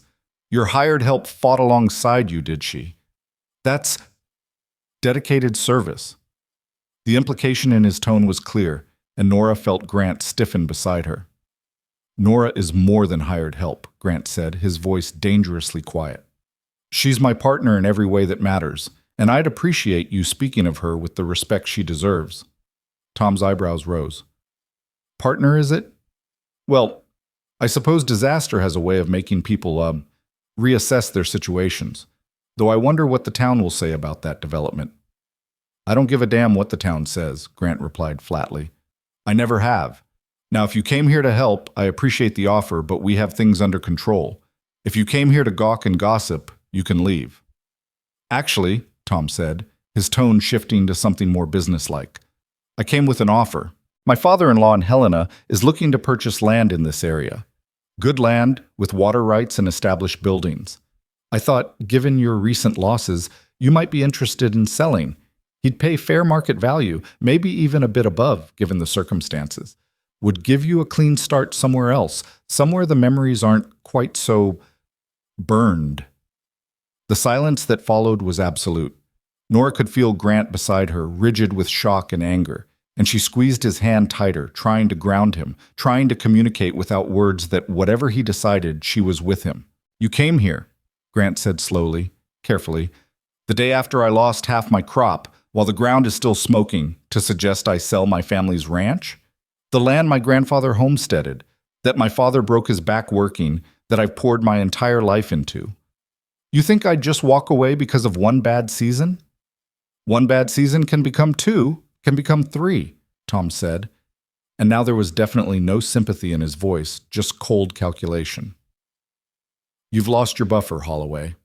One more disaster, drought, another fire, harsh winter, illness, and you'll lose everything anyway, except then you'll have nothing to sell.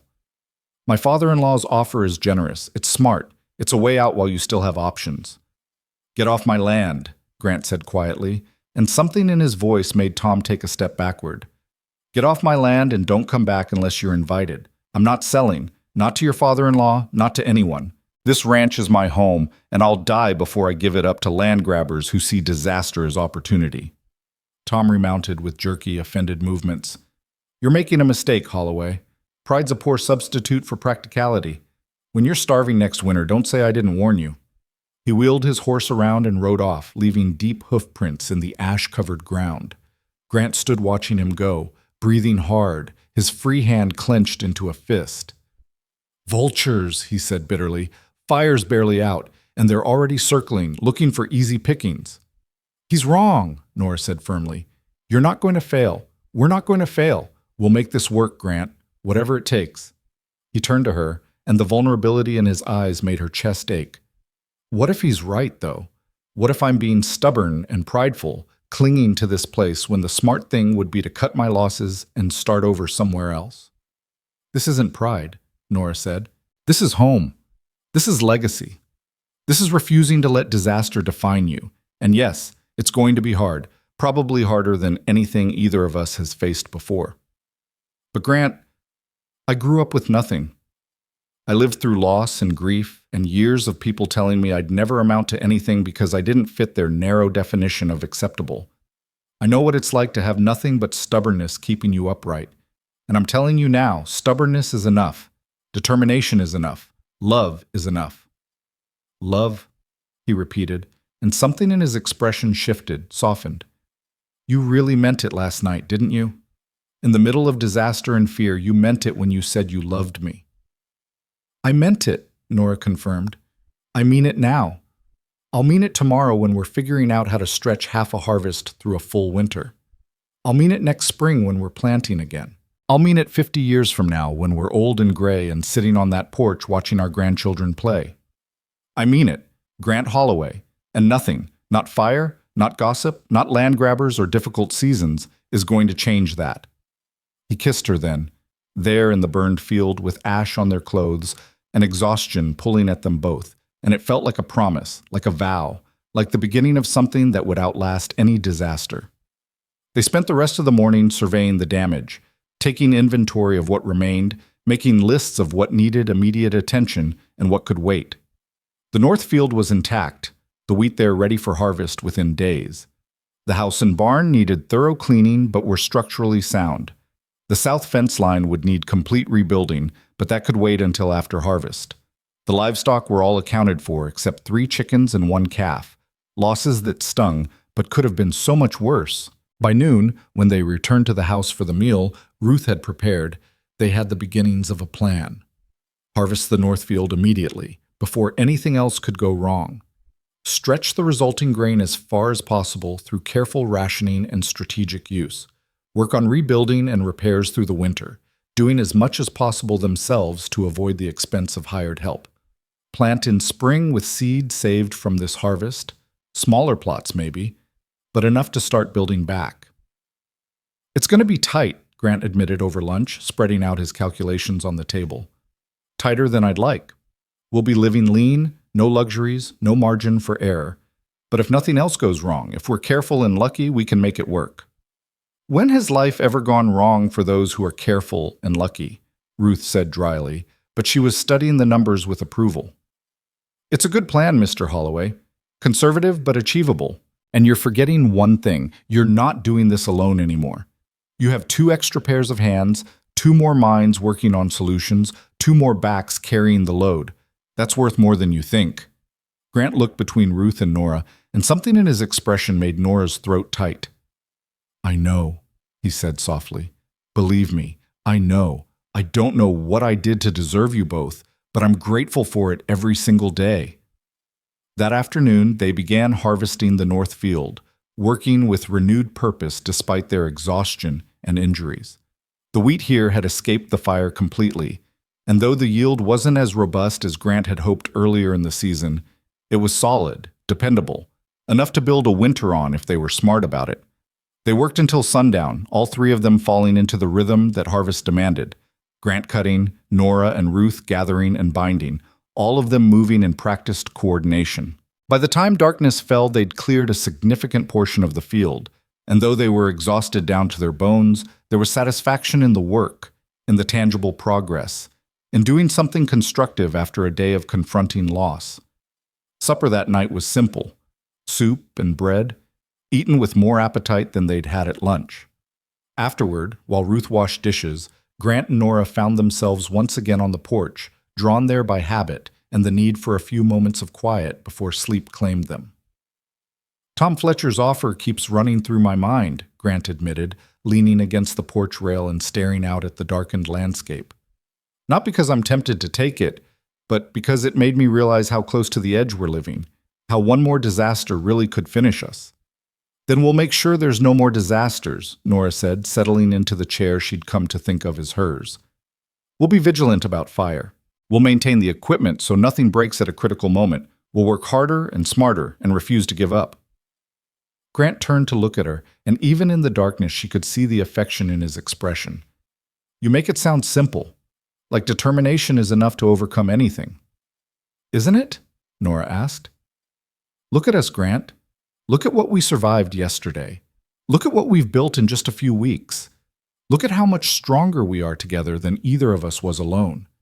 That's not nothing. That's everything." He crossed to her chair, knelt down beside it so their faces were level, and took both her hands in his.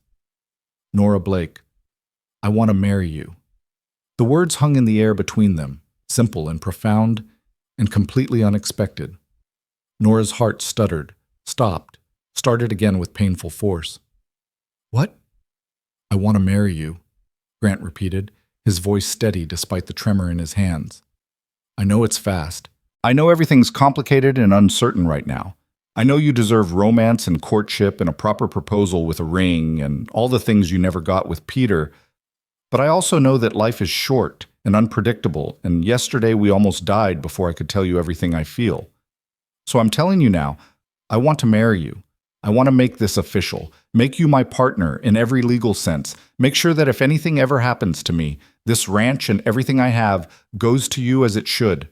I want to build a life with you, Nora. Not someday in the vague future, but now. As soon as you'll have me." Tears were streaming down Nora's face, but she was smiling so wide it hurt. "That's the least romantic proposal I've ever heard," she said through her tears. "And it's also the most perfect one. Yes, Grant. Yes, I'll marry you. Yes to being partners. Yes to building a life together. Yes to all of it." He surged up and kissed her. And this kiss was different from all the others. This was celebration and promise and joy in the midst of hardship. When they finally pulled apart, both laughing and crying at once, Ruth's voice came from the doorway. "About time," she said, her tone dry but her eyes suspiciously bright. "I was beginning to think you two would dance around this until spring. When's the wedding?" "As soon as possible," Grant said, standing and pulling Nora up with him, keeping her hand clasped firmly in his. "Ruth, I'd like your blessing to marry your daughter. Officially this time, as her future husband asking her mother's consent." "You have it," Ruth said simply. "You've had it since the day you defended her to Mrs. Pike, if we're being honest. Now, as to the practical matters, where will this wedding take place?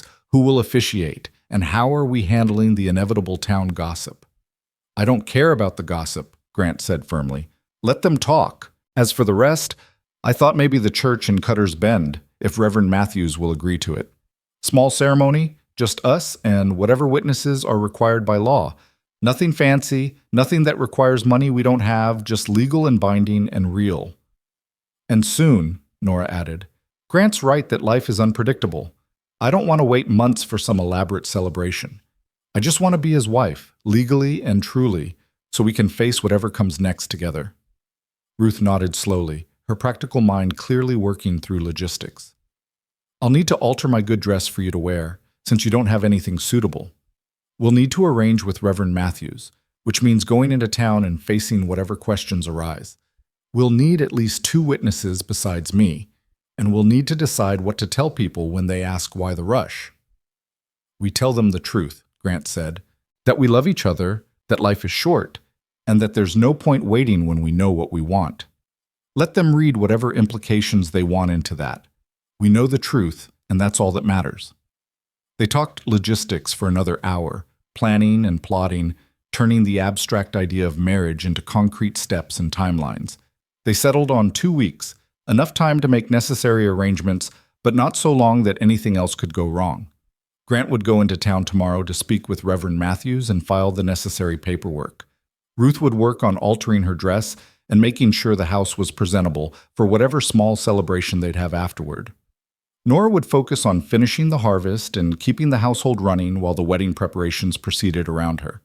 When they finally dispersed to bed, the house felt different, felt like it was holding its breath, waiting for the next chapter to begin. Nora lay in the darkness, listening to her mother's breathing, and thought about how much had changed in such a short time. 2 months ago, she'd been a woman with no prospects, no hope, no belief that anyone would ever want her for more than what she could provide. Now she was engaged to a good man, had a home that felt truly hers, and was building a future that looked nothing like what she'd expected, but everything like what she needed. Tomorrow would bring its own challenges, the harvest to finish, the town to face, the preparations to make. But tonight, Nora Blake went to sleep wearing the smile of a woman who knew she was loved, who knew she was chosen, who knew that being too much had finally found its perfect match in a man who needed exactly everything she was. In his own room down the hall, Grant lay awake listening to the wind and thinking about wedding vows and new beginnings and the woman who'd somehow transformed his house into a home and his existence into a life worth living. The fire had taken much, yes, but it had also clarified what mattered, not wheat fields or bank accounts or the approval of small-minded neighbors. What mattered was right here, under this roof, Ruth's steady presence, Nora's gentle strength, and the future they would build together from ash and hope and stubborn refusal to give up. The burned fields would heal eventually. The fences would be rebuilt. The losses would become memories and then lessons, and finally just part of the story of how they survived.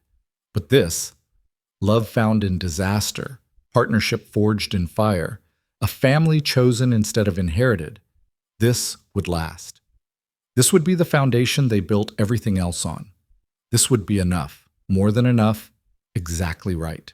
And tomorrow, when he rode into town to arrange a wedding, Grant Holloway would do so with his head high and his heart certain, ready to face whatever judgment or gossip came his way, because he knew something the gossips didn't. He'd found something rare and precious and worth fighting for, and no amount of small-town prejudice could diminish that truth. Morning came with Grant already dressed in his best shirt, the one Ruth had pressed the night before, his jaw set with the determination of a man riding into battle. Nora watched him from the kitchen window as he saddled his horse, her hands automatically kneading dough, though her mind was miles away in Cutter's Bend, imagining the conversations he'd have, the looks he'd endure, the judgment that would be passed on their decision to marry quickly and without apology. "He'll be fine," Ruth said quietly, coming to stand beside her. "That man's got a spine of steel when it matters. Mrs. Pike and her gossips don't stand a chance against him." "It's not just Mrs. Pike I'm worried about," Nora admitted, pressing her palms into the dough with more force than necessary. "It's everyone. The whole town thinking this is something shameful, something rushed because it has to be." "Let them think what they want," Ruth said firmly. "You and I know the truth. Grant knows the truth. That's all that matters. Besides, once you're married, once you're Mrs. Holloway instead of hired help, half their ammunition disappears. Can't gossip about impropriety when everything's legal and proper."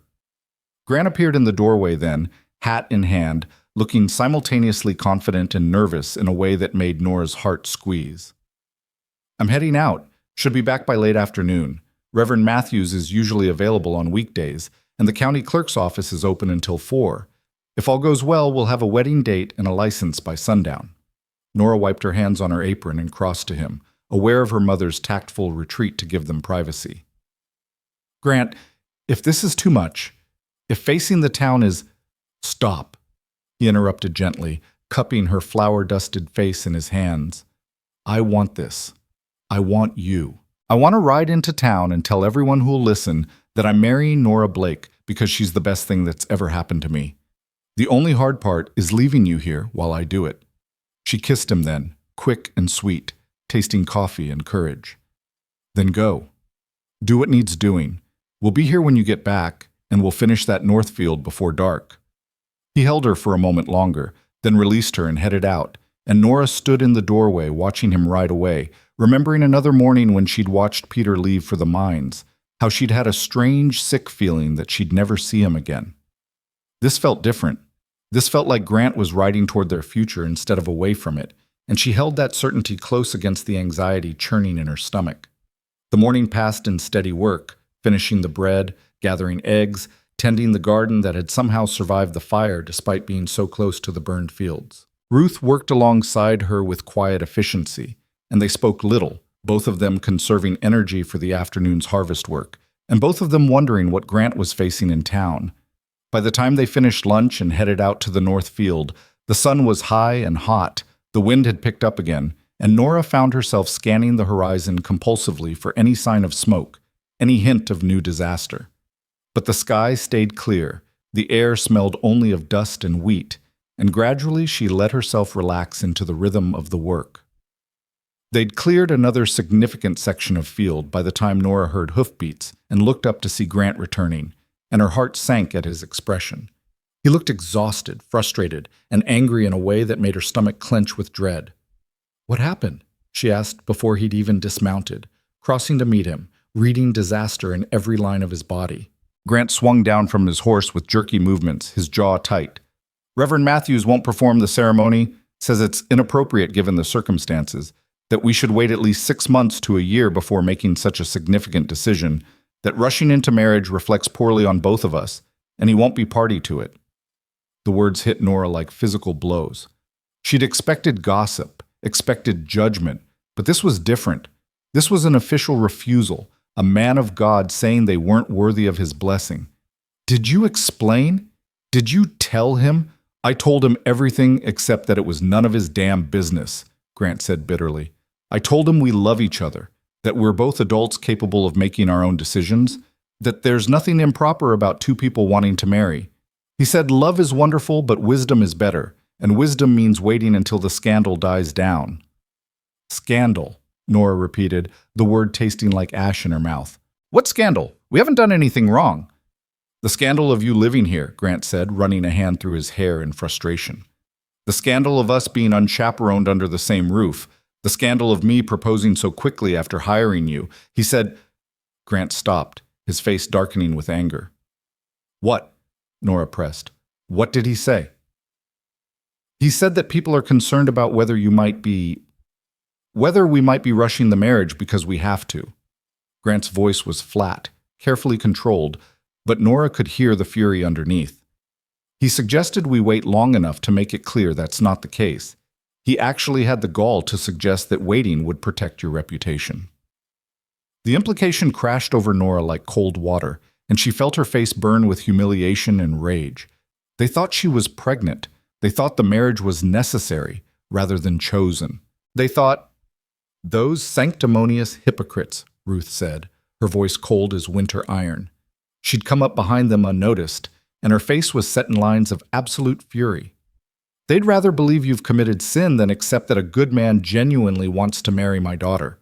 They'd rather assume the worst than admit they were wrong about her." "I'm sorry," Grant said, looking at Nora with anguish in his eyes. "I tried to make him understand, but he wouldn't listen. He just kept saying we should wait, be patient, let time prove our intentions are honorable." "Time," Nora said, and something in her voice made both Grant and Ruth look at her sharply. "Time for what? Time for them to find more reasons to judge us? Time for them to invent more stories about why we're wrong for each other? Time for disaster to strike again and take away our chance at happiness?" She was shaking now, not with shame, but with righteous anger, with years of being told to wait, be patient, accept less than she deserved. "No, I'm done waiting. I'm done letting other people decide when and how I'm allowed to live my life." "Nora," Grant started, but she cut him off. "Is the license issued? Did the county clerk refuse that too?" "No," Grant said slowly. "The license is filed and approved. We just need someone authorized to perform the ceremony." "Then we find someone else," Nora said firmly. "Reverend Matthews isn't the only person in Montana who can marry people. There must be a justice of the peace, another minister, someone who'll do it without requiring us to prove ourselves worthy first." Grant's expression shifted, hope replacing frustration. "The circuit judge. He comes through every month, stays in Helena between rounds. If we rode to Helena, it's 2 days travel, but if we left tomorrow and the judge is in residence, then we go to Helena," Nora said. "We get married by someone who doesn't presume to judge us, and we come back as husband and wife with all the legal documentation anyone could ask for." "It's not just 2 days travel," Ruth pointed out, her practical mind already working through logistics. "It's 4 days total, plus however long in Helena. That's nearly a week away from the ranch during harvest season, with work left undone and risks mounting every day you're gone." "I can stay here," Nora said immediately. "You and Grant can go—" "No," Grant interrupted. "We're not leaving you here alone. If we're doing this, we're doing it together. All 3 of us go, or none of us do." "But the harvest," Nora began. "Can wait a week," Grant said firmly. "The wheat's not going anywhere, and the north field is mostly clear already. What's left can wait until we get back. This is more important. You're more important." Ruth looked between them, her expression softening slightly. "You're both fools," she said, but there was affection in her voice. "Romantic fools who don't have the sense God gave geese. But you're determined fools, and I suppose that counts for something. All right, we go to Helena. We get you married properly and legally, with no room for anyone to question it. And then we come home and finish that damned harvest before winter comes." The decision made, they moved with purpose.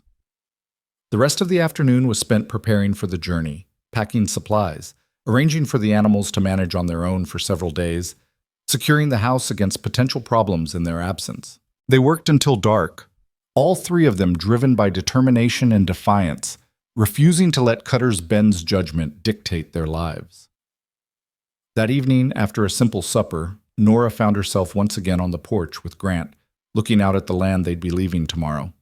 The burned fields were dark shadows in the moonlight, reminders of what they'd survived together, and the standing wheat in the north field rustled softly, waiting for their return. "Are you sure about this?" Grant asked quietly. "About writing to Helena, about pushing forward when it would be easier to wait like Reverend Matthews suggested?" "I've never been more sure of anything," Nora said. "Grant, I spent my whole life waiting for permission to exist, to matter, to be seen as worthy. I'm done waiting. I want to be your wife now, not 6 months from now, when enough time has passed to satisfy people who don't care about us anyway." He pulled her close, and they stood there wrapped in each other's arms, gathering strength for the journey ahead. "When we get back," Grant said, "when we're married and settled and past all this, I'm going to give you the wedding you deserve. Real celebration, real joy, not this rushed trip to Helena." "This is the wedding I deserve," Nora corrected gently. "One where we fight for each other, where we refuse to let anyone else define what we mean to each other, where we choose us over their approval. That's worth more than any fancy celebration." They left at dawn, the three of them on horseback with supplies packed efficiently in saddlebags and determination written on every face. The ride to Helena was long and dusty, taking them across prairie and through foothills, past ranches and small settlements, through country that was both beautiful and harsh in equal measure. They stopped the first night at a way station, paying for simple accommodations and drawing curious looks from other travelers who clearly wondered about the story behind a rancher, an older woman, and a young woman traveling together with such serious purpose. But no one asked questions, and they offered no explanations, and in the morning they were back on the road before full light. The second day's ride brought them into Helena itself, and Nora felt her breath catch at the size of it. She'd been to towns before, but Helena was different. A real city, with proper streets and buildings of brick and stone, with more people in one place than she'd seen gathered anywhere outside of county fairs. The noise and bustle were overwhelming after the quiet of the ranch, and she found herself pressing closer to Grant's side as they navigated through the streets toward the courthouse where the circuit judge kept offices. Lady Luck was with them for once. Judge Harrison was indeed in residence, finishing up a full docket of cases before heading out on his next circuit.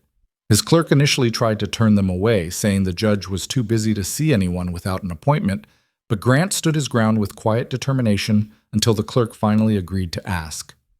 5 minutes later, they were ushered into Judge Harrison's office, a wood-paneled room that smelled of tobacco and old leather, where a man in his 60s sat behind a massive desk covered in legal documents and looked at them with shrewd, assessing eyes.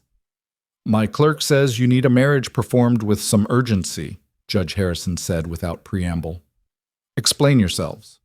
Grant did, laying out the whole story with simple honesty, how he'd hired Ruth and Nora, how they'd fallen in love, how they'd survived the fire together, how Reverend Matthews had refused to marry them because of gossip and judgment. He left nothing out, made no excuses, simply presented the truth and let it speak for itself. Judge Harrison listened without interruption, his expression unreadable, and when Grant finished speaking, the silence stretched long enough to make Nora's heart pound with anxiety. Then the judge leaned back in his chair, steepled his fingers, and studied them each in turn. "Mrs. Blake," he said finally, addressing Ruth, "what's your assessment of this situation? Is your daughter being coerced or pressured in any way?" "No, sir," Ruth said firmly. "If anything, she's the one pushing forward while Mr. Holloway worries about whether it's too soon. My daughter knows her own mind, and she's chosen this man of her own free will." "And you approve?" "I do. He's a good man who treats her with respect and sees her value. That's more than many women get, and more than she had in her first marriage. God rest her husband's soul."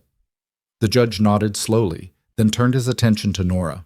"Miss Blake, or Mrs. Blake, I should say, given you're a widow, do you understand that marriage is a legal contract, binding in the eyes of the law and the church? Do you enter into this of your own free will, without pressure or coercion?" "I do," Nora said, and her voice was steady despite her nerves. "I love him, Your Honor. I want to be his wife, his partner, his family. Not because I have to, not because circumstances force it, but because I choose it freely and with my whole heart. And you're aware that some will judge this marriage harshly, will assume the worst about your motives and character. I'm aware, Nora said. I've been judged harshly my whole life for nothing more than existing in a body that doesn't fit other people's standards. I'm used to judgment, but I'm tired of letting it dictate my choices. I'm tired of waiting for permission to live my life. I'm tired of being told I'm too much or not enough or wrong somehow for wanting the same happiness other people take for granted. Something shifted in Judge Harrison's expression, not quite a smile, but a softening around the eyes that suggested sympathy, maybe even approval. Mr. Holloway, he said, do you understand that marrying this woman will likely bring continued gossip and judgment? That some will always believe you married beneath your station, or that she trapped you somehow? I understand that some people are fools, Grant said bluntly, and I don't particularly care about their opinions. What I care about is building a life with Nora, working the land together, facing whatever comes as partners. What other people think about that is their problem, not mine. Judge Harrison was silent for another long moment, then abruptly stood. Wait here. He left the office, leaving the three of them exchanging confused glances, wondering if they'd somehow failed whatever test he'd been administering. But 10 minutes later, he returned with two of his court clerks in tow and a leather-bound book in his hands. I've performed hundreds of marriages in my 20 years on the bench, Judge Harrison said, and I've learned that the ones that last aren't the ones with the most elaborate ceremonies or the most impressive pedigrees. The ones that last are the ones where two people look at each other the way you two do, like you've found something rare and precious, and you're prepared to fight the world to keep it. So yes, I'll marry you. Right now, if you're ready, with these clerks as witnesses and your mother's blessing. Relief and joy flooded through Nora so intensely she felt lightheaded. Grant's hand found hers, squeezing tight, and when she looked at him, his eyes were bright with emotion. We're ready, Grant said.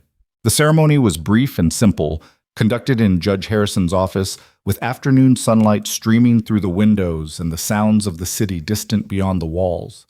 There were no flowers, no music, no elaborate decorations. Just Judge Harrison reading from his book, asking them to repeat vows that were simultaneously ordinary and profound, promising to love and honor and cherish in sickness and health, in prosperity and hardship, until death parted them. When the judge asked if Grant took Nora to be his lawfully wedded wife, his "I do" rang out clear and certain, and when he asked the same of Nora, her voice was equally strong, equally sure. They exchanged no rings. There had been no time and no money for such things. But when Judge Harrison pronounced them husband and wife, when Grant pulled her close and kissed her in front of God and witnesses and the Great Seal of Montana Territory, Nora felt more married, more bound, more completely his than any ceremony in a church could have made her. The clerks signed the marriage certificate as witnesses. Ruth added her signature with tears streaming down her face, and Judge Harrison handed them the official document with something approaching fatherly warmth. You've got a hard road ahead, he told them. Farming's never easy, and doing it while the whole town watches and judges will be harder still. But you've got something most couples don't. You've already been tested by fire, literally, and you came through it together. That's worth more than all the approval in the world. Thank you, Grant said, shaking the judge's hand firmly. You've given us more than just a legal marriage. You've given us validation that our choice matters, that we're not crazy for wanting this. You're not crazy, Judge Harrison assured them. You're brave. And in my experience, brave people make it through things careful people never attempt. Now go on, get out of my office. I have actual legal work to do, and you have a life to build.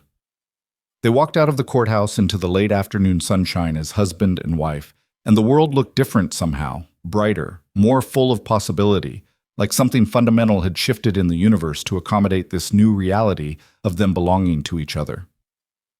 They found a modest hotel where they spent their wedding night in a clean, simple room, and Nora finally understood what all the poets had been writing about, what she'd never felt with Peter, what it meant to give yourself completely to someone who saw you and wanted you and chose you above all others.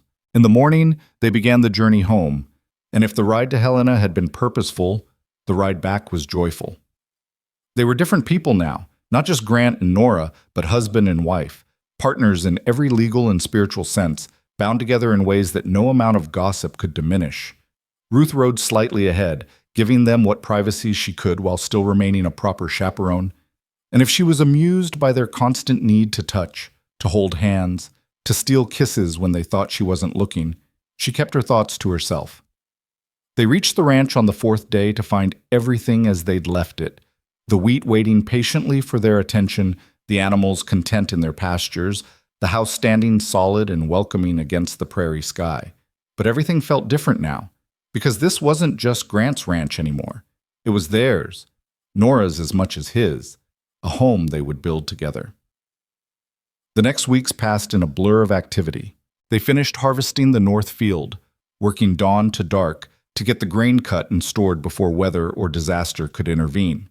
They began the slow process of cleaning up the burned fields, clearing debris, and preparing the ground for eventual replanting. They settled into routines that felt natural and right, Grant handling the heavy outdoor work, Nora managing the house and garden, Ruth overseeing everything with her sharp eye and sharper tongue, all three of them working as a unit toward shared goals. Town remained a challenge. When they finally made the trip to purchase supplies, the stares and whispers followed them through every store, and Mrs. Pike made a point of loudly commenting to anyone who would listen about hasty marriages and their usual causes. But Grant stood tall beside Nora, his hand on her lower back, his expression daring anyone to say something directly. And gradually, the whispers faded to background noise, annoying but ultimately meaningless. The real test came a month after their wedding, when Tom Fletcher rode up to the ranch one afternoon with an expression that suggested he had news he couldn't wait to deliver. Grant met him in the yard, and Nora watched from the kitchen window, ready to intervene if necessary. "Heard you went ahead and married your cook," Tom said without preamble. "That was fast work, Holloway. Some might say suspiciously fast." "Then some would be wrong," Grant said flatly. "I married Nora because I love her and want to spend my life with her. The timing is nobody's business but ours." "Fair enough," Tom said, though his tone suggested it wasn't fair at all. "But I also heard something else that might interest you. My father-in-law's offer is still open. In fact, given your recent marriage and increased household expenses, he's willing to raise his offer by 10%. That's a lot of money, Holloway. Enough to start fresh somewhere else with your new wife, somewhere she wouldn't have to face constant gossip and judgment." Grant was silent for a long moment, and Nora felt her heart hammering with anxiety. Not because she thought he'd take the offer, but because she knew how tired he was, how hard the past months had been, how tempting it must be to imagine an easier path. "Tell your father-in-law, Sam," Grant said finally, his voice carrying clearly through the open window, "that I appreciate his interest, but my ranch isn't for sale. Not for 10% more. Not for double the original offer. Not for any amount of money he could possibly come up with. This land is mine, and now it's my wife's too, and we're building our future here regardless of what anyone thinks about it." Tom's face darkened. "You're making a mistake. One bad winter, one more fire, one more disaster, and you'll lose it all anyway. Then what will you and your fat wife do?" The insult hung in the air, and Nora saw Grant's whole body go rigid with fury. Before she could think, she was out the door, across the yard, and standing beside her husband with her head high and her voice steady. "Then we'll face that disaster together," Nora said, looking Tom Fletcher directly in the eye. "We'll fight and struggle and do whatever needs doing, because that's what partnerships are. Facing hard things together instead of running from them. Something you clearly don't understand, or you wouldn't be here trying to profit off another man's difficulties." Tom's mouth opened, closed, opened again. He clearly hadn't expected her to speak, let alone to challenge him so directly. "Mrs. Holloway," he said, her new name dripping with false respect, "I was simply offering your husband an opportunity." "You were offering to buy our home out from under us while pretending it was for our benefit," Nora interrupted. "You were hoping we'd be desperate enough or weak enough to give up. But we're neither. We're strong, we're determined, and we're staying right here. So you can ride back to town and tell your father-in-law and Mrs. Pike and everyone else who's been waiting for us to fail that they're going to be disappointed. We're not going anywhere." Grant's arm came around her waist, pulling her close, and the pride in his expression made her chest tight. "You heard my wife," he said. "We're done with this conversation. Get off our land, Fletcher, and don't come back unless you're here as a neighbor instead of a vulture." Tom wheeled his horse around and left in a cloud of dust and offended dignity. and the moment he was out of sight, Grant turned to Nora and kissed her soundly. "Our land," he said when they finally came up for air. "I love hearing you say that. I love you standing beside me. I love everything about you, Nora Holloway." "I love everything about you too," Nora said, laughing through happy tears. "Even your stubborn refusal to take the easier path." "Especially my stubborn refusal," Grant corrected, and kissed her again.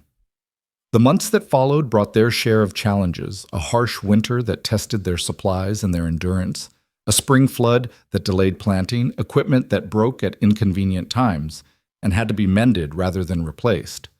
But they weathered it all together, the three of them working as a unit, supporting each other through difficulties and celebrating small victories. Gradually, the town's judgment softened. Not because people suddenly decided Nora and Grant were right for each other, but because they simply wore the gossips down with their stubborn happiness. It was hard to maintain scandal about people who were clearly devoted to each other, who worked hard and minded their own business, and never gave anyone actual reason for criticism beyond existing outside narrow definitions of acceptable. By the time their first anniversary arrived, marked by a simple celebration at home with Ruth's best cooking and Grant's carefully saved gift of a simple gold band for Nora's finger, they'd rebuilt most of what the fire had destroyed. The south fields were planted again, the fences repaired, the barn roof properly restored. They were still living lean, still careful with every penny, but they were making it work through sheer determination and partnership. One evening in early summer, sitting on their porch and watching the sunset paint the wheat fields gold, Nora found a single daisy growing through a crack in the burned earth where nothing should have survived. She picked it carefully, held it up to the light, and showed it to Grant with tears in her eyes. "It's alive," she whispered, thinking about that terrible night after the fire when everything had seemed lost. "Look, Grant, it survived. It's alive and blooming like nothing ever tried to destroy it." Grant took her hand, the one holding the daisy, and kissed her knuckles gently. "Of course it's alive. So are we, Nora. So are we." "You told me once that I was never too much," Nora said softly, remembering that conversation in the ashes, how it had been a turning point in believing she deserved happiness. "You said the world was just too small." "I meant it," Grant said. "I still mean it. You're not too much. You're exactly right. Everything about you, everything you are, it's exactly what I need, what this place needs, what the world needs, even if it's too blind to see it." Nora leaned against him, the daisy still in her hand, and looked out at the land they'd fought so hard to keep, the home they'd built from ashes and hope. Inside, Ruth was humming one of her hymns while she worked, the sound floating through the open windows. In the barn, the animals were settling for the night, content and safe. In the fields, wheat was growing strong and golden, promising a good harvest if they continued to work hard and weather continued to cooperate. It wasn't the life she'd imagined for herself back when she was young and full of dreams she'd been taught to abandon. It was better. It was real. It was earned through fire and sweat and stubborn refusal to give up. It was a life built not on beauty or social approval or any of the things the world said mattered, but on genuine partnership, on seeing and being seen, on choosing each other every single day despite all the reasons it would be easier not to. "We did it," Nora said, and the wonder in her voice made Grant smile. "We survived the fire, survived the gossip, survived all of it. We're still here." "We're more than still here," Grant corrected. "We're thriving. We're building something that's going to last, Nora. Something our children and grandchildren will inherit. Something that proves love and determination can overcome anything." Children. The word hung in the air between them, full of possibility and promise. They hadn't talked about it much, both of them too focused on immediate survival to plan that far ahead. But now, with stability beginning to establish itself, the future stretched out before them, full of potential. "I'd like that," Nora said softly. "I'd like to fill this house with children who grow up knowing they're wanted and valued, who never have to feel like they're too much or not enough, who learn from watching us that real love looks like partnership and hard work, and standing together when things get difficult." "Then that's what we'll do," Grant said simply, and kissed the top of her head. "We'll build that family, that future, that life, together." As the sun set fully and stars began to emerge in the darkening sky, they sat together on the porch of the home that had tested them and transformed them, and ultimately been transformed by them. The burned fields were healing, green shoots pushing through blackened earth in defiance of destruction. The wheat they'd fought so hard to save was growing strong and ready for another harvest. And in the center of it all, two people who'd been taught they weren't enough had found each other and discovered they were exactly right, exactly what the other needed, exactly strong enough to build something lasting from ashes and hope and stubborn, determined love. Inside, Ruth called that supper was ready, and they rose together, hand in hand, and walked into the warmth and light of the home they'd created. Behind them, the daisy Nora had found remained on the porch rail, small and fragile and impossibly alive. A reminder that the most beautiful things often grow from the hardest ground, that survival itself is a kind of blooming, and that love, real love, the kind that chooses and fights and refuses to give up, can flourish anywhere if given half a chance. The wind picked up, carrying the smell of growing wheat and distant rain that might actually come this time. The stars wheeled overhead in their ancient patterns, and in a small ranch house on the Montana prairie, three people who'd found each other in the midst of disaster sat down to dinner together, grateful for food on the table and roof overhead, and the profound gift of belonging exactly where they were, with exactly who they were, building a future one stubborn, hopeful day at a time. This was happiness. Not the fairy tale kind that came easy and perfect, but the real kind, earned, fought for, built from nothing by people who refused to believe they were nothing. This was home. This was family. This was love that had been tested by fire and found strong enough to last a lifetime. And watching Nora laugh at something Ruth said, seeing the contentment in Grant's eyes as he looked at his wife, feeling the deep satisfaction of a life being lived fully and authentically. Despite all the reasons the world said it shouldn't work, it was impossible not to believe that sometimes the best stories were the ones where people who were told they were too much found someone who needed exactly everything they were. The wheat would be ready for harvest soon. The seasons would turn. Challenges would come and go. But this, the three of them together, the life they'd built, the love that held it all together, this would endure. This was their victory, their triumph, their happy ending that was really just a beginning. And it was more than enough. It was everything.